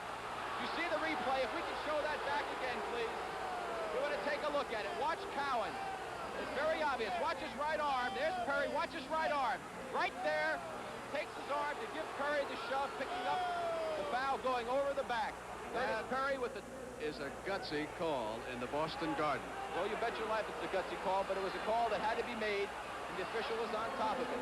The replay shows it. Don Murphy called it from outside. Richie Powers was on top of it and couldn't see it as well as Don could. This is Curtis Perry's biggest free throw of his career. Missed it, and it's a one-point game, and immediately Silas has got timeout with 22 seconds. We got 95-94. Now, remember, we got Silas with 5, and we got Adams with 5. Now, Tommy Heinsohn was glaring out at Don Murphy, complaining about that foul, but as Rick and Mindy pointed out on the replay, it was very obvious underneath. No question about it. He's taking a lot of abuse out there for making a good call on that particular play. And, of course, the man who is so upset right now is Curtis Perry. When he missed that free throw shot, he was really hot at himself, and he has good right to be. There's no excuse for missing free throws in situations like that. And I know that Curtis feels bad about it, and now the Suns are faced with a situation where they must play, again, a super series of defense to prevent the Celtics from scoring a basket and taking the lead with a chance to win the ball game. They would have been in a great position to go for the tie had he made that free throw. That's the Tommy Heinsohn diagramming the play that they're going to use here at the end. You can see that Celtic movement and then sort of swinging over to the right side. You could have a Don Nelson or a Havlicek out there. I would imagine to be a type of play where one of the guards will come down and set the screen inside. They like to run this high post play. Cowens with the ball. JoJo White will come off of the play. If he's not open, the other man may circle around in front of Cowens, coming towards the basket, going around the back of him again to get the jump shot there. That's what it looks like on that play. They love to run that play. And they also have a play where the man could go and backdoor from the weak side if the defensive man turns his head off of that particular And it looks much easier on paper when you haven't got Perry, Van Arsdale, Hurd, Sobers, and Adams, as the Phoenix Suns have taken their only lead in this game with 22 seconds to play. An unbelievable turnaround here. The Celtics with 22 seconds. Clock will start when the ball is touched on the inbounds. Havlicek starts the clock. Van Arsdale's got him. Hundo up in the air. There was a whistle, and he was fouled. Now, John Havlicek will come to the line with the Boston Celtics trailing by a point. Let's watch the play again. John Havlicek comes off, gets the pass, dribbles to the basket, turns around on a tough shot. Alvin Adams reaches in, catches him on the left arm. Good call by the official. Alvin Adams leads the game with 20 points. So rookie Alvin Adams goes to the bench, and Tommy Heinsohn looks on. And if I had to pick one man in all the world to shoot free throws with 19 seconds left, and I was down 95-94, you're looking at it. Phoenix has one timeout left. I'm sure they'll use it after this free throw. I take offense to that, Brent. Rick, you're not in this one. He missed it, but he's got it back with 17 seconds. They missed the free throw, and Hondo wants the ball. 12 seconds. We're tied in Boston. Cowens gave it up to Havlicek, and 8 seconds outside. Out. 5 seconds. It looks like we may have overtime, although timeout has been called. 3 seconds. The clock ticked down. They've got 3 seconds now. That was definitely a mistake by the Boston Celtics. They had the ball back at a big break as Cowens tapped it out. They should have played for the ball to be in the air at the buzzer. They either win the game or they go into overtime. By taking that shot, they have given the Phoenix Suns a golden opportunity to beat the Boston Celtics for the first time in playoff competition this year at Boston Garden. I would have bet you 10,000. 3 seconds, Brent, is a lot of time, especially when you get the ball up. Tommy Heinsohn and Curtis Perry there with Richie Powers. Perry was in conversation, and Tommy ran down. There's the ball. He calls timeout. There's 4 seconds on the clock. Richie looks as though he's signaling, or Murphy looks like he's signaling back here for the timeout. He starts to walk, and the clock then goes down to 3 seconds, and that's what the complaining is about. They want the 4th second. Immediately, the coaches of Phoenix came off the bench, and it is the 3rd official who can be conferred with now. Can't he, Mindy, in this situation? Yes, he can. And what happened on the play, obviously, Brent, is by the time Murphy blew his whistle to recognize the timeout, a second flicked. And that can happen very, very easily. It was less than a second. It could have been only a 1/10 of a second. It had to expire. And by the time the official scorer flicked that switch back, the clock just barely ticked to 3. Exactly. I am shocked at Boston not holding the ball and waiting for that last shot. Well, I'm also shocked that John Havlicek missed that free throw. Brent, you know, that's what happens when we talk about things like that. We seem to snake bite people. I couldn't believe it, and then the ball bounced right back to him. out of the hoop. Let's take a look at that sequence again, Rick. All right, here's John Havlicek. Plenty of time left. He's taking this shot with 8 seconds to go. That's far too many seconds on the clock. The ball bounces off. We'll get the ball. He's got it. He calls time. He signals timeout. Looks like he's starting to wave for timeout with 5 seconds to go, and that clock goes all the way down to 3 seconds. Looks like they might have had a pretty good reason to complain. Look at that replay, Rick. Somewhere along the line, we lost a second, yes. Now the Celtic will use that great pressure that they usually put on. Jim Ard is in the ball game to pick the man up, taking it out of bounds. Who's going to be Gar Hurd. Guard standing right in front of me here at the table. Jimmy Ard is on him. Won't start till it's touched. And Collins is out there, and we've got overtime in the Boston Garden.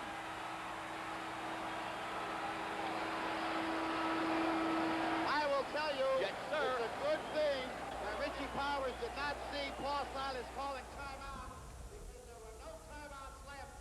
And the dramatics have only begun as we are at the end of regulation of a game that is tied at 95-95, the Suns and the Celtics. And joining us now, Suns center Dennis Autry and guard Paul Westphal. And Paul, the sequence at the end, it is incomprehensible to me that Richie Powers could not see Paul Silas signaling for a timeout.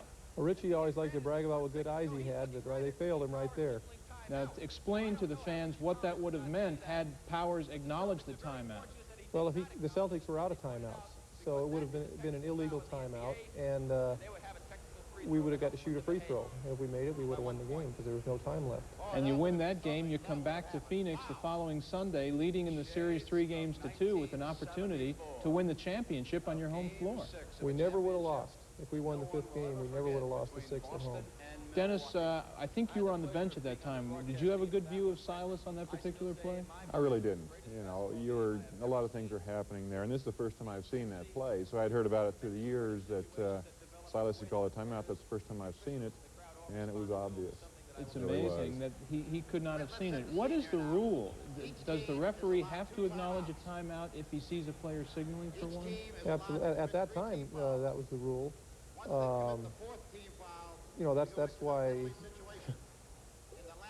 why coaches are always telling you we have no timeouts left. Make sure you don't call one, because if you call one, it's a technical foul. And the referee is supposed to grant the timeout and then assess the penalty, but he didn't want to do it then. I've heard Richie has changed his story several times. I mean, I look at the tape. I mean, you can't tell from the tape for sure, but it certainly looks as though he can see Silas right in front of him. I've heard several stories that he's told different people off the record. One is that he didn't see him, another that it was too late, and the one that I believe is that he didn't want the game to end on a technical foul on a free throw, so he chose not to grant the timeout. That's what I think is obviously what happened. But Dennis, that shouldn't be a referee's discretion, should it? How the game ends? I mean, a rule is a rule. No, you have no latitude. You know, if the guy calls a timeout, you've got to give it to him, and then if they don't have timeouts, you assess the penalty. So you can't give him any discretion there.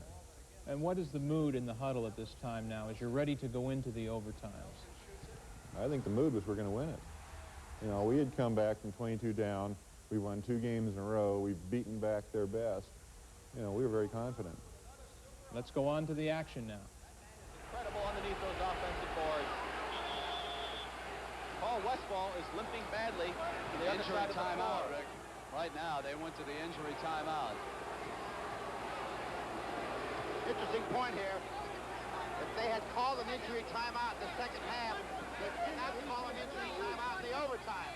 So what will happen is they will be charged with a regular timeout. No penalty, just a timeout. Timeout! They charged it, which is exactly what that conversation was about. Let's take a look and see if we can find out what happened to Paul Westphal. Here's the replay. The pass into Havlicek. It's knocked out. Havlicek crashes into Paul Westphal as he follows through, or as Dave Cowan's crashing into him. As Havlicek gets the ball back, and you see Westphal rolling on the ground hurt.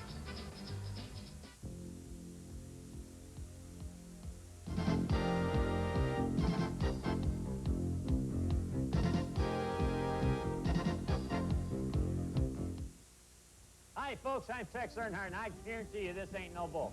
Everything goes at Earnhardt's Auto Center, and now you can get 5.5 factory financing or $1,500 factory rebates on select Chrysler cars and Dodge trucks. plus your choice for only $59.95, a Dodge Colt or D50 pickup, and you can't beat the selection or price of the new Suzuki Samurai 4x4 only at Earnhardt's Auto Auto Center on the corner of Baseline and Roll, right here in Tempe.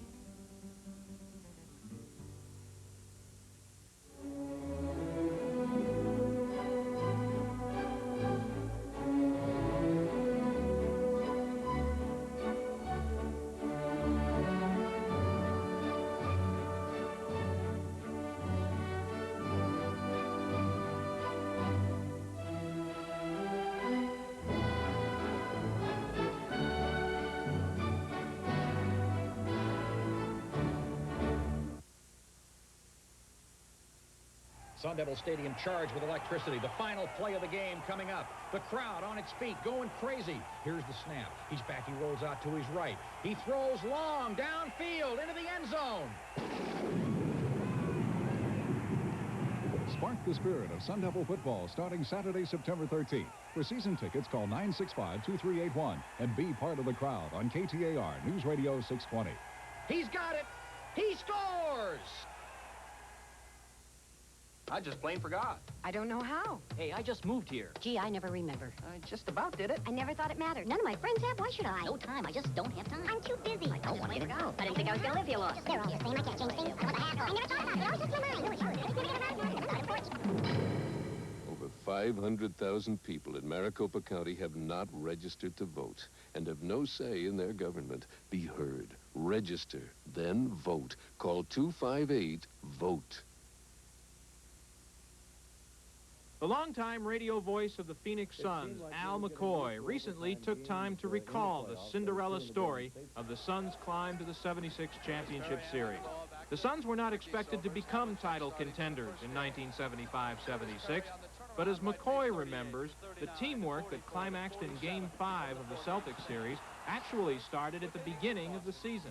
Well, 1975-76 season, that particular season in the history of the Suns, started off with a bang. The ball club got off to a great start. They won 14 of their first 23 ball games, and everybody felt this might be the year for the young Suns.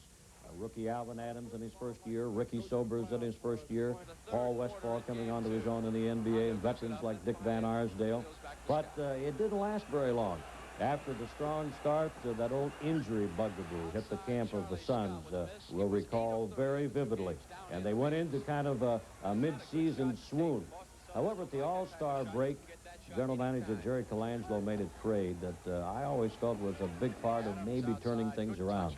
John Shoemate was sent to Buffalo, and Garfield Hurd, who had played for Suns coach John McLeod during his collegiate career at Oklahoma, joined the Suns. And he and Curtis Perry teamed up as starting forwards and seemed to really, along with Alvin Adams, strengthen the Suns' front line. Strengthened it so much, in fact, that from the All-Star break on, they were 24-13. There were a lot of things that happened that year, a dramatic moment in New Orleans after the All-Star break when veteran guard Dick Van Arsdale broke his wrist. A little bit of a team meeting on the bus after that game in New Orleans. And emotionally, the team, as I mentioned, just seemed to turn things around. And they finished the season very strong.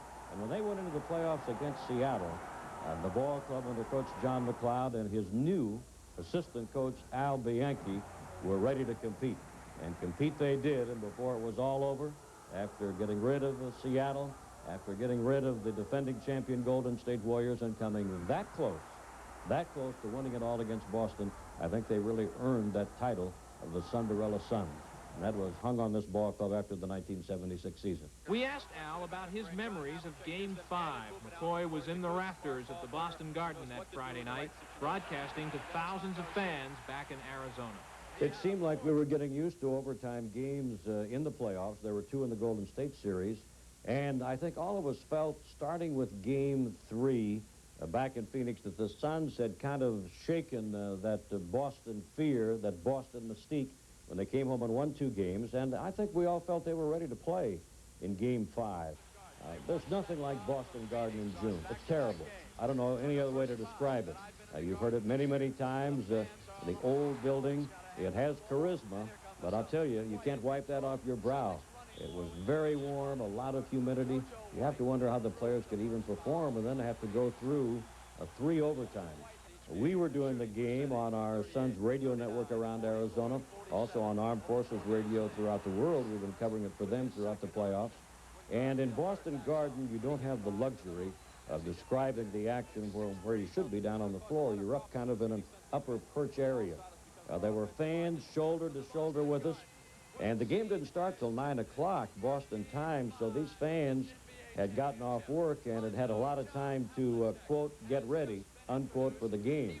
It was really the worst of working conditions to try and describe a basketball game.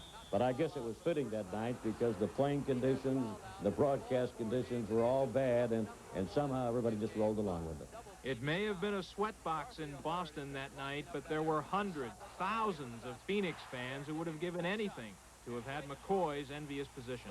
Al McCoy has broadcast Suns basketball for 14 years, but for Al, Game 5 of the Suns Celtics title series was the most unforgettable game of all, because on that night, more than any other, he felt like part of the team. When anybody asks me what has been the most exciting event sports-wise I've ever been in broadcast well, as a broadcaster, as a fan, it has to be Game 5 of the 1976 NBA Championship Series, the triple overtime.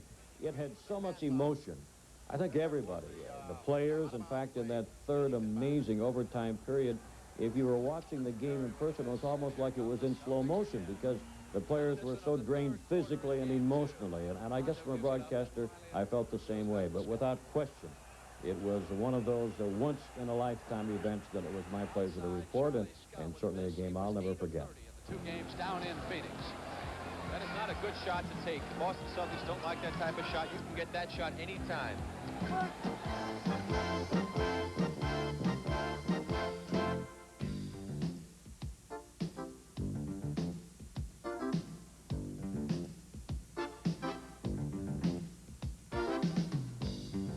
KOI is now on. I drink milk because this takes a lot out of my body.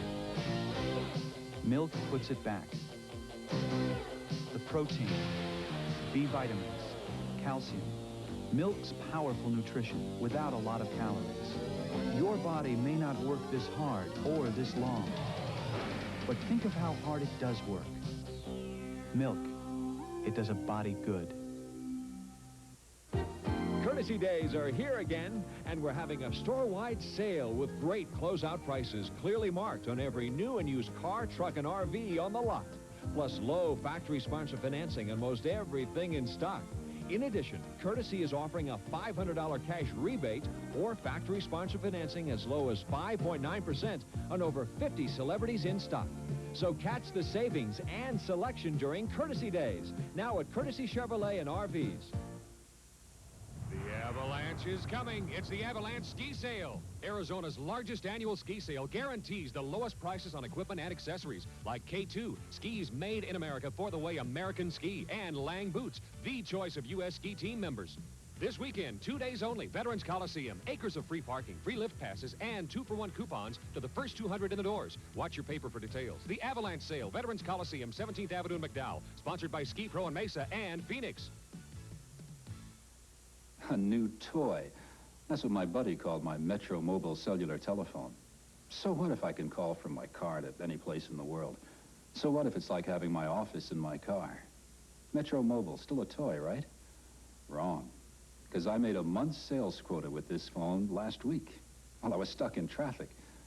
You can bet I'm going to play with this toy a lot more often.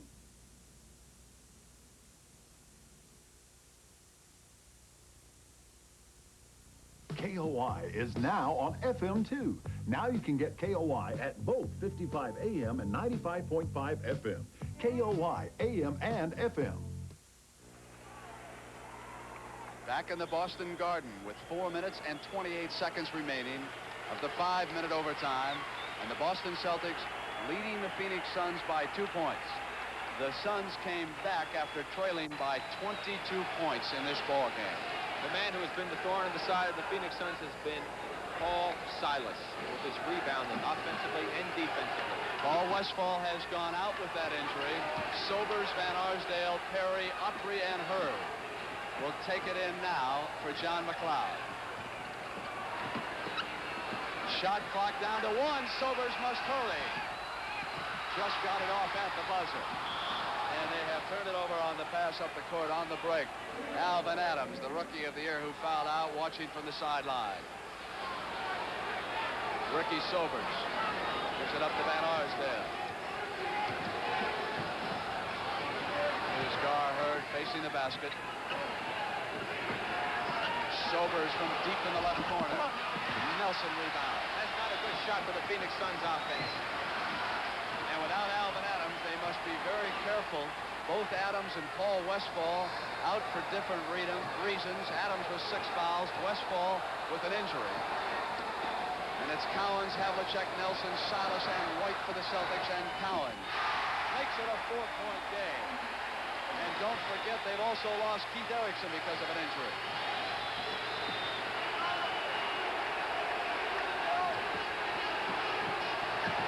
Curtis Perry. And Perry came back in. They sandwiched Nelson between Perry and Garfield Hurd, and there was a loose ball foul called on Curtis Perry. Once again, the Suns a little bit impatient with their offense, taking 2 difficult outside shots rather than trying to execute that offense where they get the inside game going. And good defense again by the Celtics, putting the pressure on, forcing the Suns to stay outside. Charlie Scott fouled out, so John Havlicek and JoJo White are working in the backcourt. Paul Westphal back in there, and on the turnover, it's Garfield Hurd with the interception. 99-95. 3 minutes left in overtime.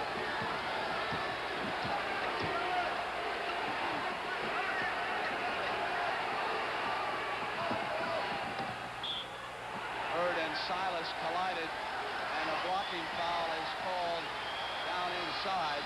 Paul Westphal has picked up an offensive foul, Brent. On the move, he ran into Paul Silas as Gar Hurd was making the move to the basket. And that was just a mix-up on the offense.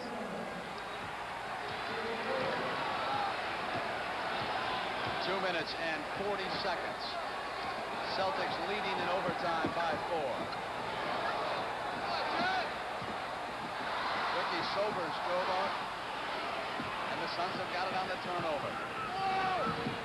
Taken away by JoJo White, who comes right back. So many times an offensive player will take the ball up the floor, look ahead of him, and not realize that he's got pursuit from behind. And that time, JoJo White was almost able to make the steal. 2 minutes and 24 seconds, and Dick Van Arsdale will check back in for the Suns, who are still trying to score here in overtime. Gar Hurd with that high arching shot, and they finally get on the board in overtime. It's 99-97, 2 minutes and 10 seconds. Here come the Celtics and Havlicek.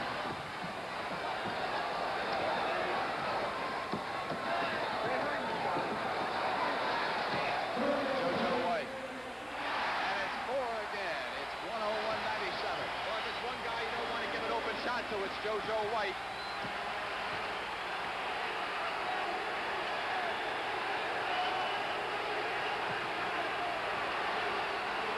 Celtics pressure defense, taking that shot clock down to 5 seconds.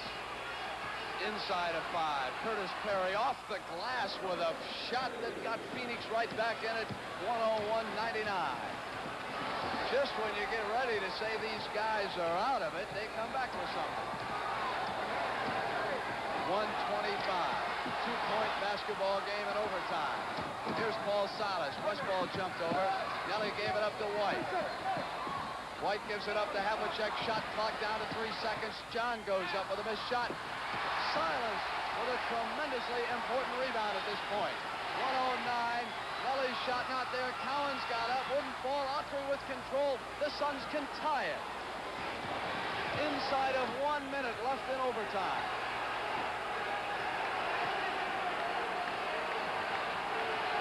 Silas with those 5 fouls playing Gar Hurd. Autry gave it up to Sobers. Hurd is inside. High arch goes right straight through. It's tied with 45 seconds. We're going to have a timeout here in this overtime. What a performance by both these basketball teams in the 5th game of this NBA championship. Series is tied at 2 apiece. So's game 5 in overtime.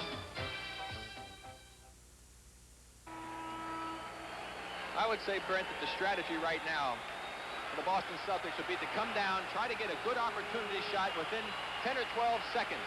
And that way, even if you don't score, the Phoenix Suns were to use all 24 seconds on their possession, they would then have the last shot of the basketball game. Quickly, some of the leading scorers. Collins with 24. Havlicek with 20. White with 20.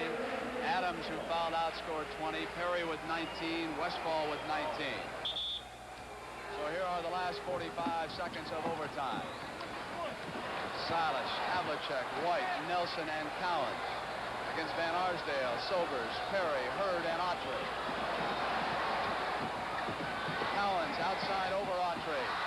And Curtis Perry got out there, and the Suns have used up their last timeout with 29 seconds to go, and the score tied. And now what will they do strategically, Rick?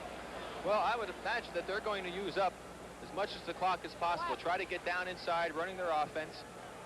Try to get the basket with maybe 1 or 2 seconds only to go on the 24-second clock. If that were the case, then, of course, the Celtics would only have 6 or 7 seconds to come down and try and generate something on their end. They, of course, would call a timeout to get the ball up at half court to take advantage of that extra 45 feet. And somebody else is hurt over there. Curtis Perry is being attended to, as you see in the right corner of your screen. That looks like a by cramp. Joe Prosky. Looks like a cramp in his knee or either his calf, and he is being worked on. Phoenix coach John McLeod setting the strategy. More of the same Sunday afternoon on CBS. Game 6 out of Phoenix, 3:30 p.m. It's a leg cramp. Curtis Perry is having his left calf worked on by Joe Prosky. He's worked very hard here. And here we can see the play being put down on the floor. He's back up. It looks like he's going to be okay. Let's see if we can see this play. There's all the men in their position. Got a head in the way, unfortunately. Going to have a man cut through, come off the screen down by the forward. It's going to be the guard. That's Paul Westfall. Westfall. P for Paul and R for Ricky. Looks like Paul's going to come down off the screen down low by one of the forwards coming out to the left-hand corner of the court for the jump shot. But when they're going to do that remains to be seen. 29 seconds. The clock will start when it is touched on the inbounds pass. Paul Silas over here on Garfield Hurd. And Kevin Stakem is coming in for the Boston Celtics. Steve Kaversky goes out. So we have Havlicek, White, Stakem, Silas, and Cowan. Autry popped out to take the pass. Now let's watch Paul Westfall. Watch the clock go down. Paul is watching it himself. See how far they take the shot clock down. Well, they start the play, and Autry was fouled. Celtics, of course, have that one foul to use. They elected to take it now. Of course, that now gives the Phoenix Suns a new 24 seconds.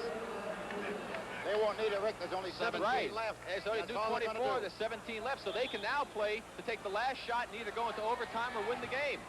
So it is down to that. Autry and Hurd, confusion on the inbounds pass. Collins all over Garfield Hurd. Here is Ricky Sobers. Clock goes down inside of 10 seconds. Handful of seconds, tied at 101. Sobers gave it up. And the Celtics have used their timeout with 3 seconds to go. That is the last timeout. Ricky Sobers gave it up as he went over to the left baseline. There's the play again. Well, we saw the play after JoJo had knocked the ball away. Sobers didn't have any place to go. He was in a lot of trouble, tried to force it, and it did not work. They just got to make sure the ball is... We are back for the final 3 seconds, and Mindy Rudolph has just pointed out that the Phoenix Suns have a foul to give, and they will probably give it Rick Barry right away. They should, and the only thing they have to be careful of is that the man does not begin his shot as they're taking the foul. But they do have one to give. They should put a lot of pressure on. When the ball gets in bounds, if the man tries to put it on the floor, he should attack him right then. The only thing be certain, Rick, that the ball is passed in first, because if it's not, you must shoot that ball. And also, you got to release. Clock doesn't start until we get it touched on there. So that's very important. Here comes Nelson with those 3 seconds. Started. Havlicek down to 2. Havlicek deep in the corner. Nelson was flying toward the basket, collided at the buzzer. No foul. No foul underneath. John McLeod thinks that Autry was fouled as Nelson came flying down the lane. And these two teams are going to go into a second overtime. There's John Havlicek coming off. Gar Hurd with him. Goes up, good, leaves his feet. John gets him out of position. He's got the shot, but it just won't go. You see Nelson driving in there, making contact. No foul being called. But I am still surprised that as John Havlicek made that move to the corner, why the Phoenix Suns did not take a foul, especially since Garfield Hurd was in a situation where he did not have to worry too much about fouls because he only has one. I want to tell you, there were 3 full seconds on that clock. Well, at home, that's supposed to be that way. Let's take a look again. 3 seconds. The ball given to Don Nelson. Now we'll watch the inbounds pass as John Havlicek breaks from the top of the key, catches the ball. Boy, he took a couple of dribbles there before a second even went off the clock. That's what you call a good timekeeper at home. That's the old Boston 1001.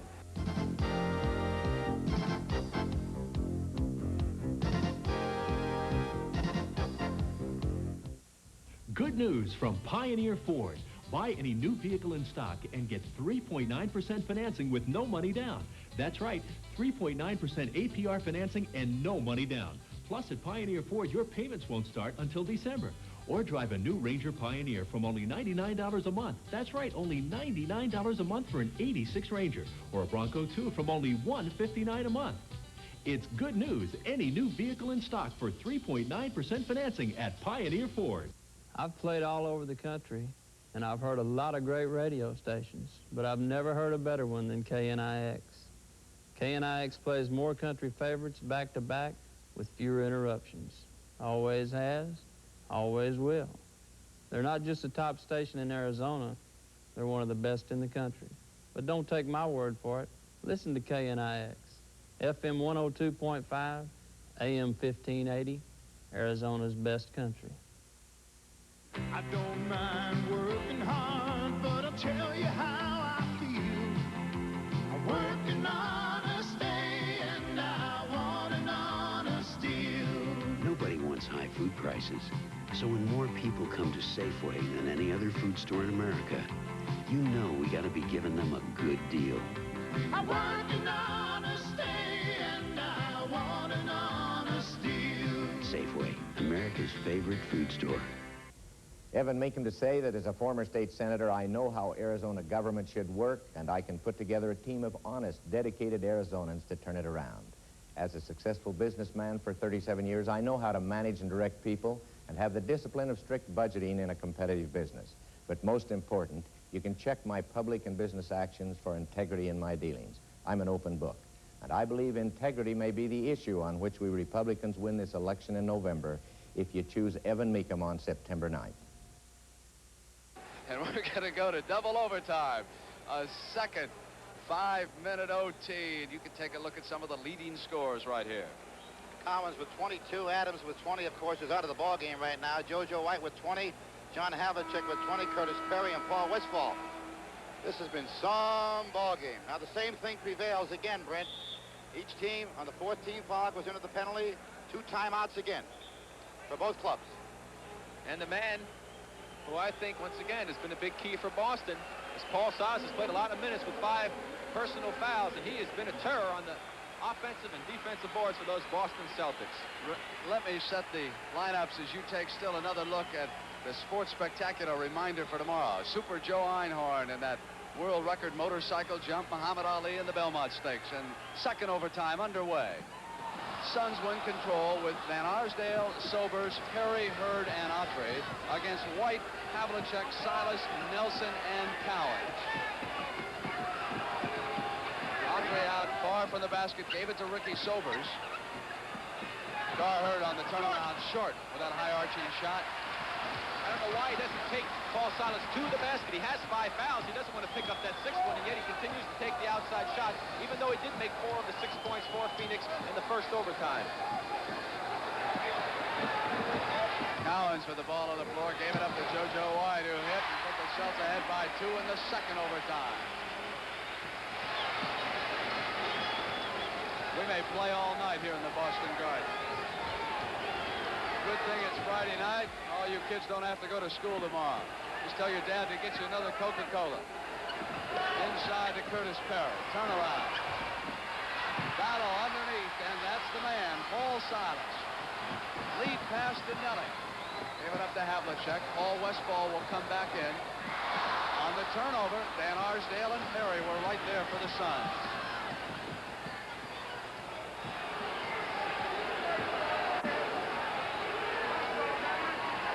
Sobers takes it back from Perry, gets inside and ties it. JoJo White that time looked like he got screened off on Dave Cowens a little bit. 3 minutes and 30 seconds left in the second overtime. Nelson went down and there was no foul. Vic Van Arsdale really crashed into him, but the officials didn't see it. Shot clock down towards 5 as Havlicek sent it sailing to White. And with 3 seconds to go, White puts the Celtics up by a field goal. Oh, you get the feel on that ball. JoJo had to put it to the court just one time. 105-103. There are a lot of believers in the Phoenix Suns tonight in the Boston Garden.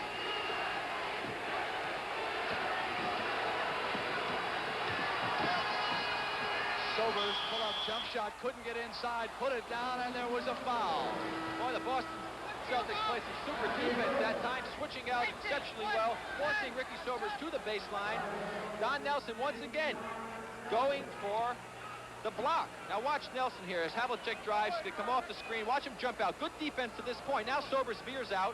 Now instead of just playing good defense with him, he tries to block the shot. Why small forwards want to become shot blockers is beyond me. Sobers has just put Phoenix up 106-105 in the second overtime. Only the second time in this basketball game that they have been ahead, and we are in double overtime.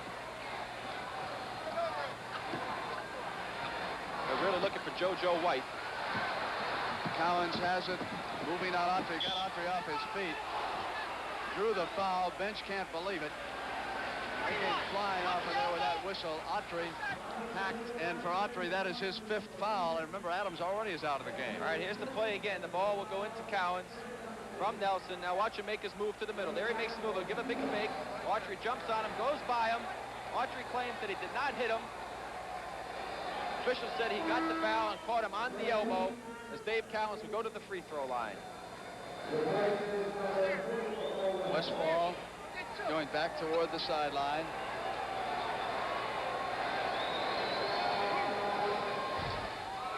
Cowens has tied it at 106. 2:27 on the clock.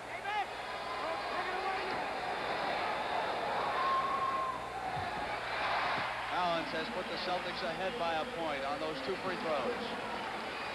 Clock moves down to the 2:20 mark.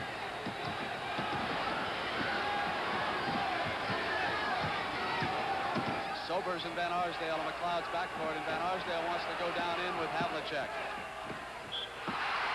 Havlicek was there with his foot along the side. John almost made a super big play for the Boston Celtics, but when you lift that foot up, that is kicking the basketball. It must be unintentional.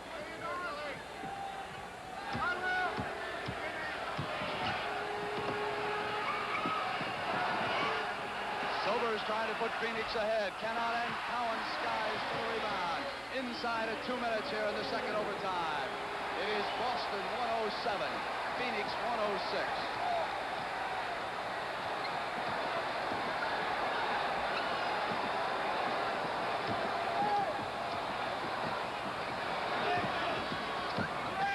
JoJo White against the shot clock, forced one up.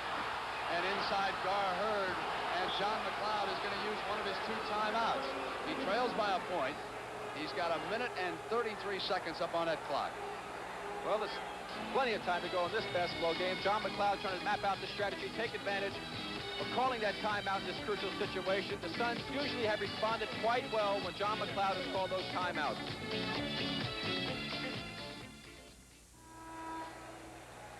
Back at the Boston Garden with 1 minute 33 left in this second overtime. The foul situation.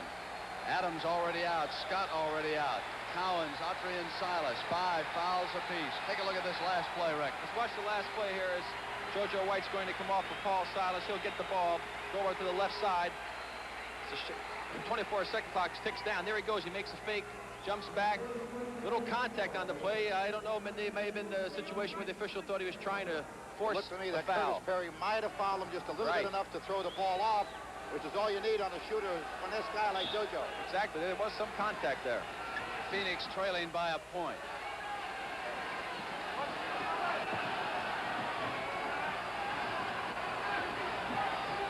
Perry took the pass from Sobers, and here's Autry with a shot clock going inside at 10 seconds. Sobers from deep in the left corner misses. Silas with another big rebound. Celtics with a long pass to JoJo White. Couldn't control it in time to cut to the hoop for an easy layup. They set up their offense, minute 5. Cowens went right straight up in the air. No basket, says Richie Powers. Offensive foul on David Cowens, his 6th foul. Tommy Heinsohn went all the way off the court on that call. Dave Cowens went high in the air and fouled out of this basketball game on a play that could have turned Game 5 in Phoenix's favor. There we go. Let's take a look at it. There's the ball from JoJo going into Dave. Watch him get the ball. Be triple team right here. Now let's watch the move. Autry still stationary. Moves over. It was there, Rick. It was there. We've got another angle on it. Let's watch the angle. Let's see if Autry's moving on the contact. He's there. Dave jumps. Makes the contact. Richie Powers calls the offensive foul. Foul was absolutely there. What a turnaround that is. Instead of 109-106, it's 107-106 toward 50 seconds. Suns with possession, trailing by a point. Cowens and Adams have fouled out. We're in the second overtime of the Boston Garden. Havlicek went down, trying to draw the foul from Autry. Heinsohn furious, Hurd in the air, loose ball. Autry was backing into his man. He's going to commit his 6th foul. Autry's out of the game. He was backing in for rebounding position. Bianchi and McLeod weren't happy with that call, but Dennis Autry had set some screen on John Havlicek just prior to picking up that other rebounding foul. And the emotion is really high here at Boston Garden. Let's take a look at the play again. Now watch the screen coming up by Autry on Havlicek. He stands right there. That looked like a pretty good screen. Havlicek just ran into the stationary man. But now Dennis Autry is going to be backing out on the shot. Well, we didn't run it far enough, but there's no question. Here come the Celtics, and McLeod extremely upset right now. 107-106 in 30 seconds. Celtics ahead by a point in this second overtime. JoJo White on the drive, put it down at 3 points at 19. Phoenix will have to call a timeout. This will be their second timeout, their final one here in the second overtime. 109-106. Autry is still complaining. Well, JoJo White has been the big offensive man here in the second overtime for the Boston Celtics. Paul Silas has been a terror on the boards for him. And the old veterans coming through. Here's the play again. The side's cleared out. Gar Hurd comes over, makes a great effort to try and block it. And JoJo just simply put it out over the outstretched arms of Gar Hurd. Soft touch. The ball drops through. 3-point lead for the Boston Celtics here in double overtime. There's another angle on the play coming up here as JoJo gets by. His man goes up. There's Gar Hurd. He just gets it over with plenty of room to spare. Just a beautiful soft touch drive. And look at the position Paul Silas has. He was inside again. If that ball had missed, he would liable to have tipped it in. He was ready for the offensive rebound. He always is. Ricky Sobers and a fan are into it a little bit over on the Phoenix bench. They've turned Sobers around. There's Sobers. Now he sits back down. 19 seconds to go. Suns trailing it by 3 points. John McLeod back to the drawing board. Well, good, Mindy.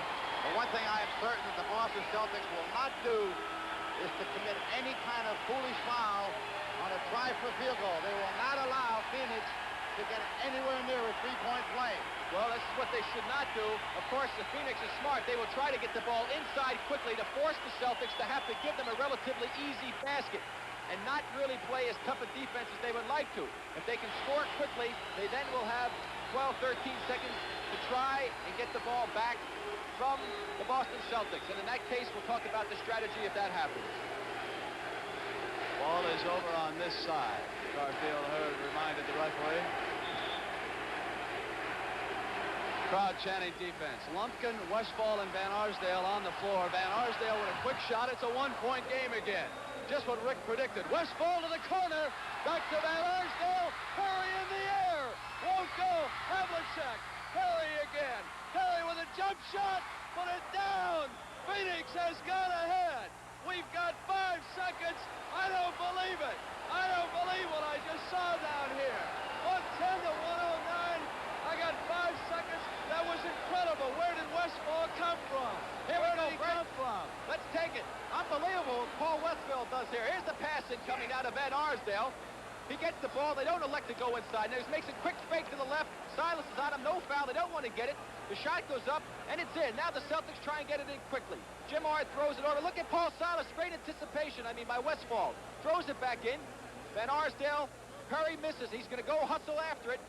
He gets it back off of John Havlicek's hand. Still plenty of time to go. Pump fake, and the biggest basket of Curtis Perry's career right there. An incredible turnaround here in the second overtime. Boston has 5 seconds left to make up that point. Here's another angle on it. Look, there was Paul Westfall sneaking over, knocking out of Havlicek's hand. The shot by Perry again, no good. Off of John Havlicek, a tough break for the Celtics. The pump fake, John's up. Now a difficult shot from deep in the corner, nothing but net for Curtis Perry. The Celtics now faced with a situation where they have 5 seconds to try to win this basketball game. So here they come. Nelson, Silas, Havlicek, Ard, and JoJo White against Westfall, Sobers, Van Arsdale, Perry, and Hurd. The final 5 seconds. Everybody on their feet here in the Boston Garden. And everybody will be looking for JoJo White. You can bet on that. Let's see if they try and pull a little switch here and maybe go with Havlicek. But the only 2 good shooters right now, because Nelson's taking out of bounds, are White and Havlicek. Collins, remember, is fouled out. So is Scott. Here come the Celtics. Clock will start when it's touched. Havlicek touches it. It begins. 3 seconds. Hondo off the glass. He's got it with a second. John Havlicek won it. It's over. No, there's 2 seconds to go. The Boston Celtics, but the clock should have run out. Or did it have to? There are 2 Everybody's on seconds the to go in floor. this basketball game, Brent. The ball went in with 2 seconds to go, and the clock has to stop on a made basket. The Phoenix Suns will get the ball with 2 seconds to go. This game is not over. Richie Powers is in a fight with a fan right here in front. Bedlam erupts in the Boston Garden at the end of the second overtime in the Suns-Celtics championship game, and we're joined live by Suns guard Paul Westfall and by forward Garfield Hurd. And Gar, you were right in the middle of that fracas involving Richie Powers. You had to be fearful for your own safety at that point, didn't you? Well, we were a little scared, but my feel was that I thought the fans were attacking Curtis, after the altercation he had with Dave Cowan earlier. But it turned out that he was helping out Richie Powers. In reality, it was a mistake. Now, Paul, it seems to me that whoever is the timekeeper at Boston Garden has to be one of the most valued employees of the Celtics organization. Well, I played for the Celtics for 3 years before I came to the Suns, and I remember the day Red Auerbach fired the timekeeper once for being a little too quick on the timer. So I'm sure that lesson wasn't lost on him, and I think the feeling around Boston is let the clock go, and if the referee wants to put time back, let the referee put time back, but don't hurt our team by pushing that button at the wrong time. Gar, certainly no question in this instance that the Suns had a full second remaining to get a play off. Well, we knew we had enough time to get a play off because the rule states in NBA that the clock automatically stops after every basket in the last 2 minutes. So there was no question that we had at least 1 second to go. And, of course, in 1 second in the NBA is plenty of time to get a play off, as Suns fans will see. Paul, what was the attitude in the huddle there with 1 second left? Mostly survival. The people behind the bench were swarming all over us, and we were trying to get them out of our face and still decide what to do. So it was a little bit hairy. But for Suns fans, the best was yet to come as we return to the action at the Boston Garden.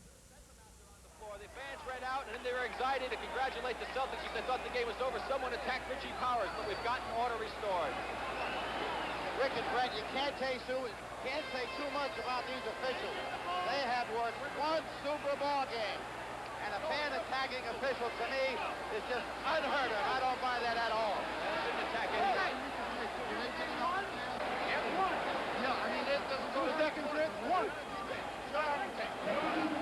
Now let's see, if they adjusted 1 second, I believe, is the adjustment. Murphy had said 2. They talked it over. Richie is over. Explained it to John McLeod. Mindy, what is the rule on that? Is it when the ball goes in the basket or after it comes through and clears? As soon as the ball goes in the basket for an obvious score, Rick, the clock is supposed to stop. It looked to me as if there was 2 seconds. Now, what I see happening there is the officials have checked with Bobby Rako, who is the third official, and he called 1.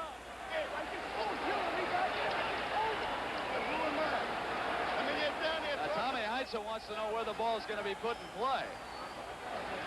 Now, it was after a basket, so it should be put in play underneath the hoop.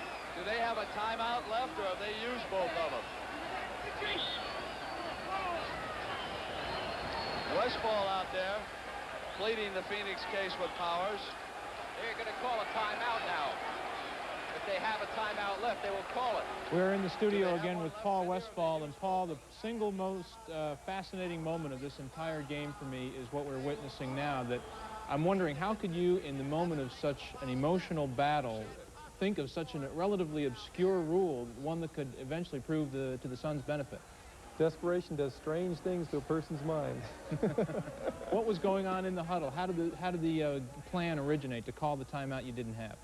Well, it was just such a horrible situation for us. We knew the clock was stopped, but we had to have the ability to throw the ball in and get a good shot, which we couldn't do from underneath the basket. Ordinarily, a team would automatically call a timeout and take the ball at half court, but since we had no timeouts left, it just clicked in my mind that you might as well lose by 2 points as 1 point. We were down by 1 anyway, so we pay the penalty for the illegal timeout, which gives us the ball at half court and gives us a chance to tie. So I think I kind of got the idea from when I used to watch football games, and at SC they used to take timeouts sometimes and take the 5-yard penalty even though they had none left, and just translate it to the basketball. But there is still one rather huge second remaining in this second overtime. There's Heinsohn directing the Celtics. Suns are over huddling with John McLeod. This has been one of the more incredible evenings in the history of championship play in the NBA. Leading by 22 points, the Boston Celtics found themselves tied once and then twice. And now we come to the end of the second overtime with a couple of the most incredible turnarounds I have ever seen. It is John Havlicek who put the Celtics ahead. Then the Suns took the technical to get court position. Curtis Perry wanted somebody to stand back. Won't start until it's clutched. They'll have to throw it up. Garherd, turnaround, shot in the air. It's good. It's tied again. I don't believe it. Garfield Hurd at the buzzer. Threw one in outside. We've got a third overtime in a Boston Garden. It's 112, 112. Unbelievable sequence. First it was Havlicek. Then it was Garfield Hurd. All tied at 112. Here's the play again. 1 second to go. Curtis Perry going to look for Hurd. I am sure Garfield Hurd has seen this shot heard around the world 37 million times. And Gar, I guess you get the goosebumps all of those times, do you not? It gives me a special feeling every time I see it. It's something that I'll always remember and something that the people will not let me forget. This is your niche in NBA history. This is something that I can always live with. I can always tell my kids about it. If they don't believe me, I can show them the film clip. Does it bother you that you say people remember you simply for this? Because you were a very instrumental player throughout this series in Game 4, for most of Game 5. Does it bother you in any way that this is the shot that people remember you for? Well, I think this shot really kind of just more emphasized the whole playoff for the Suns. It was something that happened that kind of kept the team tied together. So for me, it was something that will always be remembered. The other plays, fans have a tendency to forget, but this was something that will never be forgotten. What was the design play on the out-of-bounds passing? Design play was for me to go backdoor and get a lob pass from Curtis. But playing against Don Nelson, which has been around for a long time, it was impossible to get a lob pass over him, so we decided to just go for the jump shot. Paul, if we could, I'd like to go back to that timeout sequence where you called the timeout the Suns didn't have. In subsequent years, the rule has been changed, has it not? Right, I think they changed it because of that. They felt that you shouldn't be able to benefit from an illegal move. And now I think the rule reads that they'll give you the timeout, but you have to pay the price of the technical and you still take the ball wherever it was. To that technical foul that was called on the excess overtime. The strategy worked absolutely perfect for John McLeod. Well, both teams, Mindy, were doing it. Tommy Heinsohn came out with a super play to get John Havlicek the ball. He responded. There's just been one great play after the other by these ball clubs. Each of them have made mistakes, but they've come right back to make the big play. You can't give enough credit to these great athletes out here this evening. It is ironic that it is now midnight here on the East Coast, and still the Phoenix Suns refuse to turn into pumpkins. Jimmy Ard will come out and jump it off against Curtis Perry. We've had 3 centers foul out of this game. 2 for the Suns, 1 for the Celtics. Dave Cowens, Alvin Adams, and Dennis Autry are out. Coaches and trainers and some of the players now are looking for some of the debris that was thrown out on the floor. Richie Powers, a referee, was assaulted, received help immediately from the Boston police. And I want to say something about the referees that worked this game. I think it has been worked extremely well from beginning to end by Murphy and Powers, and don't forget, they've had to go the distance too. And they don't get any breathers over on that bench. And now we come to the 3rd overtime of by far the most incredible basketball game I've ever witnessed. The only 2 men in foul trouble at this stage. Once again, Paul Silas still playing with 5 fouls. Paul Westphal with 4 fouls for Phoenix. And Westphal has control. Let's set the lineups. Westphal, Sobers, Van Arsdale, Perry, and Hurd. Up against Havlicek, White, Ard, Nelson, and Silas. Silas has gone a long time with 5 fouls. Now it's Curtis Perry out over the left side, giving it up to Van Arsdale, who wheels around him. He has turned the ball over. Rick Van Arsdale still having difficulty handling the ball with his left hand. He's still playing with a protective cast on that wrist. Can you imagine how many folks in Phoenix are watching this basketball game right now? It's been a very bad evening for the saloon business. Everybody's watching. Tied at 112. We got 4:31. We'll be in Phoenix Sunday for Game 6. Don't miss it. We got more action coming up. What an end to this season has been on CBS. Nelson outside. And Havlicek got inside with position. And finally, there was contact in there. They call a jump ball. Don Murphy saying that Curtis Perry had his hand on the ball as John tried to go back up. You see Tommy Heinsohn, he's not too happy with the call. There's the play. The shot goes up. Look at Havlicek in inside position. He's got it. He starts to go back up after the bounce. Perry was on the ball, he claimed. Off of Hurd's hands, and Jimmy Ard wisely lets it go out of bounds. He saw who had touched it last. The Suns are playing without a center. Both Autry and Adams have fouled out. And so it is Curtis Perry who is taking Jimmy Ard. Dave Cowens, of course, also has fouled out for Tommy Heinsohn. If you're looking for the Late Late Show, hold on, folks. Nelson, using the glass, puts Boston up by 2. 3:57. Sobers calling the play for the Sun.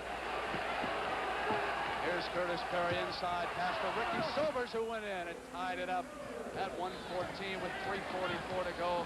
And this is the 3rd overtime of Game 5.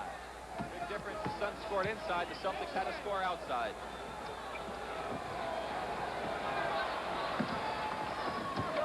JoJo White gave it up to Ard.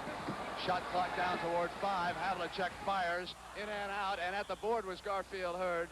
And there was contact underneath. And that's going to be Paul Silas has fouled out. Paul Silas is going to join Dave Cowens and Charlie Scott on the bench. And John McLeod and Al Bianchi are up. Just reminding the scoring table that Paul had been playing with those 5 fouls. I'll tell you, he deserves a great round of applause. That man played a basketball game. I'll tell you, that was something. That was some basketball game. That guy turned in. Paul Silas was the man that kept him in there. He came off the bench when they needed him, and he got all those big boards, both offensively and defensively. He was a mighty big factor, and he is going to be missed, and now the Suns have to try to capitalize on it. A lot of fans are wondering, there was a championship game that went 4 overtimes. Boston and Syracuse back in the 50s. Perry outside, and the Phoenix Suns go up 116-114. Now the Celtics are going to have to work hard. They don't have Cowens, and they don't have Silas. They got Glenn McDonald, and JoJo to the basket, put it down, tied it at 116. 3 minutes to go. Cowens watching from the bench, played an incredible game until he finally fouled out. He left in the 2nd overtime.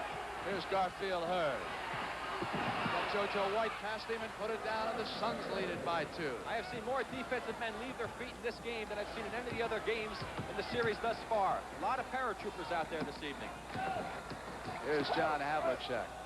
And Garfield Hurd was there on the interception. I couldn't pick a great player out of this series. It seems that there have been so many from game 1 now through game 5 in the third overtime. Phoenix Suns have a golden opportunity here to get a commanding lead. They're up by 2 right now. They can make it 4, and they turn it over. Boy, did they miss that. Curtis Perry did not see Gar Hurd. 2 men jumped outside the Stormers. He had a layup. 2-5, JoJo for the tie. JoJo White has been unbelievable in this ballgame. He has carried the offensive burden.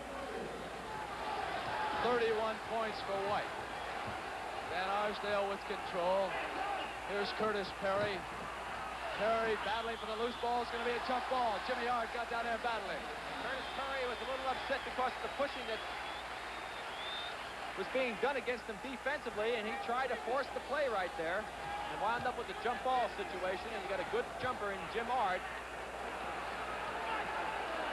Tied at 118. Celtics were going for position, and Jimmy Hart says, hold on, Hondo. Wait till you get set.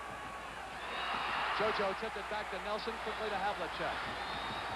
Off to JoJo White on the penetration to McDonald, and a beautiful pass, and it was Glenn McDonald who made it 120-118, 135, and I believe John McLeod's going to use one of his 2 timeouts.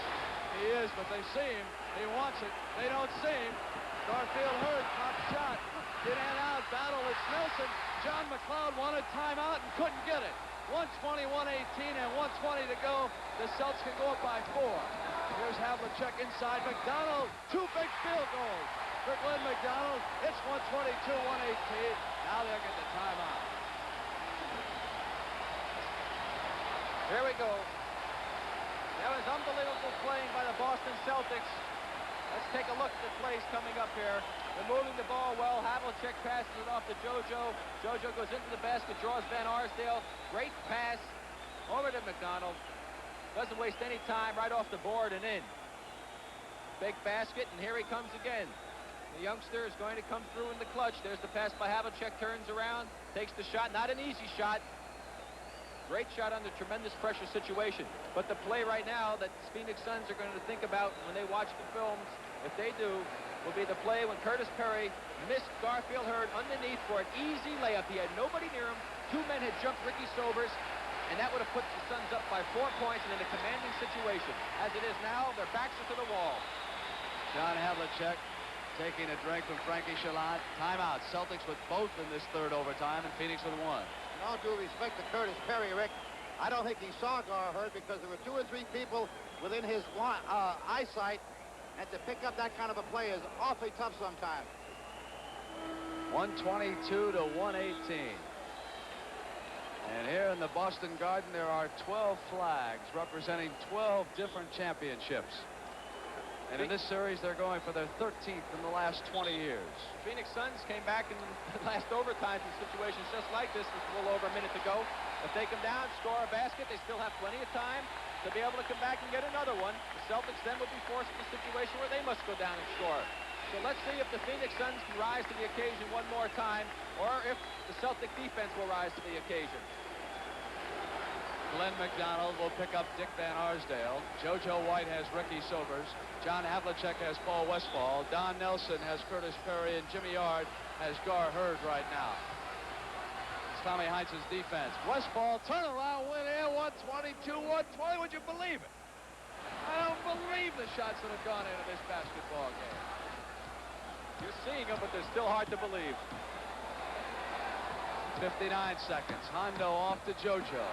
Left side, down, 4 again. What's that? 33 for JoJo. Now it's 4 points in 54 seconds, 124-120. They still have plenty of time if they can score a basket here. Here's Dick Van Arsdale up in the air.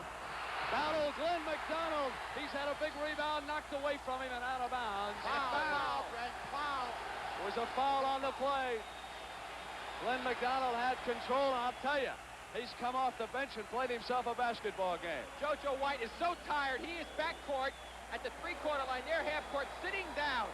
He is, look at him sitting there. He is so tired. He has played some basketball game, and he's trying to catch a blow right here. 33 points for that man. And White has scored 15 points in the last 3 overtimes. There's the shot by Van Arsdale. It goes off the board. McDonald up high to snatch the rebound. He'll put it on the floor. Perry will reach in. Right there, they call a foul. And it's a 2-shot foul in the backcourt. It is an absolute pity that either of these teams has to lose this game. It has been that kind of contest. The Celtics are in command, 126 to 120. Glenn McDonald, 2 big baskets, a pair of free throws, a rebound, came off the bench. He has been a disappointment to the Celtics this year, but here when they most needed it, with guys fouling out, Silas and Cowens out of the game, it was Glenn McDonald, a second-year pro from Long Beach State, who came in and ignited it. We got 36 seconds to go. It's 126-120.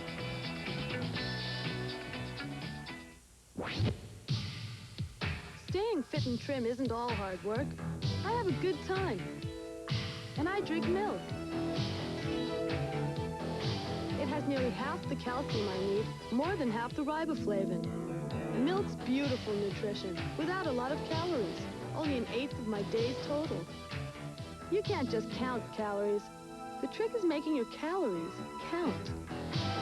Milk, it does a body good. Picture a weekend drive in a beautiful new van. Mel Clayton makes it easy for you with his summer clearance sale of 86 vans, including full-size Ford, Chevy, and Dodge conversions at tremendously reduced prices. Easy-to-handle minivans such as the Ford Aerostar and Chevrolet Astro from an incredibly low $10,900. That's only $199 a month and no down payment. A huge selection at a great price add up to the best value for you at Mel Clayton's summer van clearance sale. You won't find a better deal because the best deals are always at Mel Clayton Ford and RVs. I'm retired, so the money I've salted away has got to last me. Oh, sure, I've tried CDs and money markets, but they don't earn what they used to. So I went to an R.L. Catrozo seminar, and now I'm getting a good return again. My investments are safe, and I'm learning a thing or two. Who says you can't teach an old dog new tricks? Try this, Grandpa. Dropping out of CDs and money market funds? Drop into a free R.L. Catrozo investment seminar. Call 949-1369. Great meals begin on a softball field, where Gus and the crew from Lucky Store 35 slug it out with the crew from Store 46. Store 35 is second to last in the standings, and Gus's batting average is almost as low. But he's still out there every game. At Lucky, we like to think the spirit our employees show on the field carries over to the store. And people who take pride in what they do is another reason great meals begin at Lucky.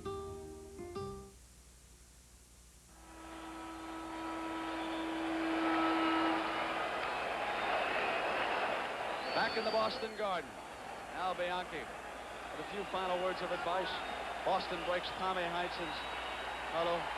Glenn McDonald, 6 points here in the third overtime.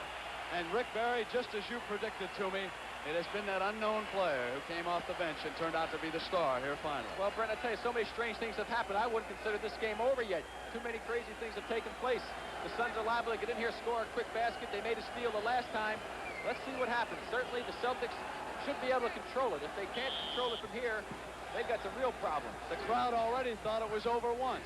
Here's Ricky Sobers now, trailing by 6 inside, make it 4 now. It's 126-122. Westfall directs the defense, pressure coming.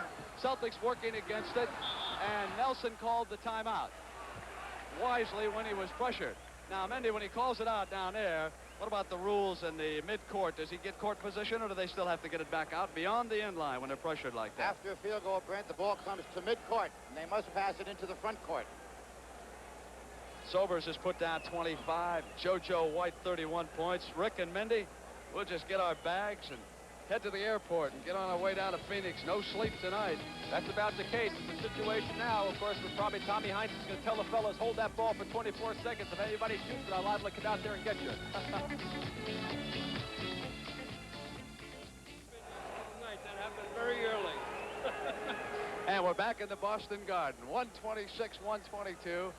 33 seconds to play. And it's nice to see you back here. A couple of policemen from Boston Garden. We're fine. These people are nice folks. We're all right. Don't worry about us. I have some passionate fans here in Boston.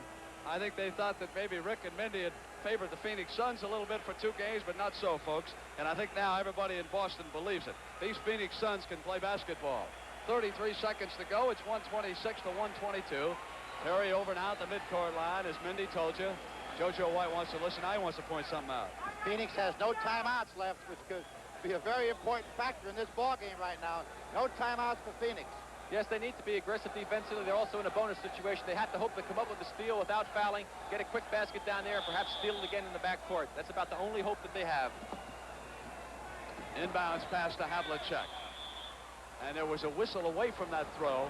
And the strategy by John McLeod was to commit a foul the moment you couldn't get the steal on the inbounds pass.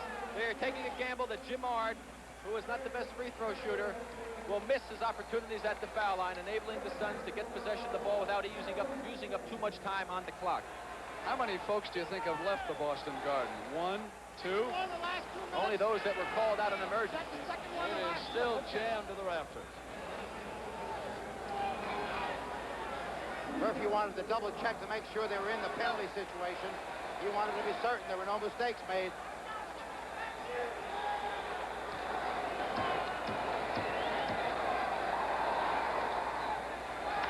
It's 127, 122. That's got one door on that barn closed where the Boston Celtics have stored all that hay for this game, Brent. This could put the nail in it.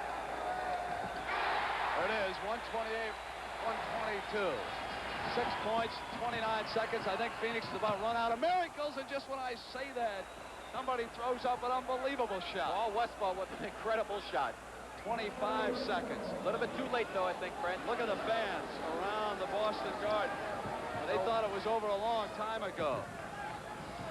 That's 23 points for Paul Westphal.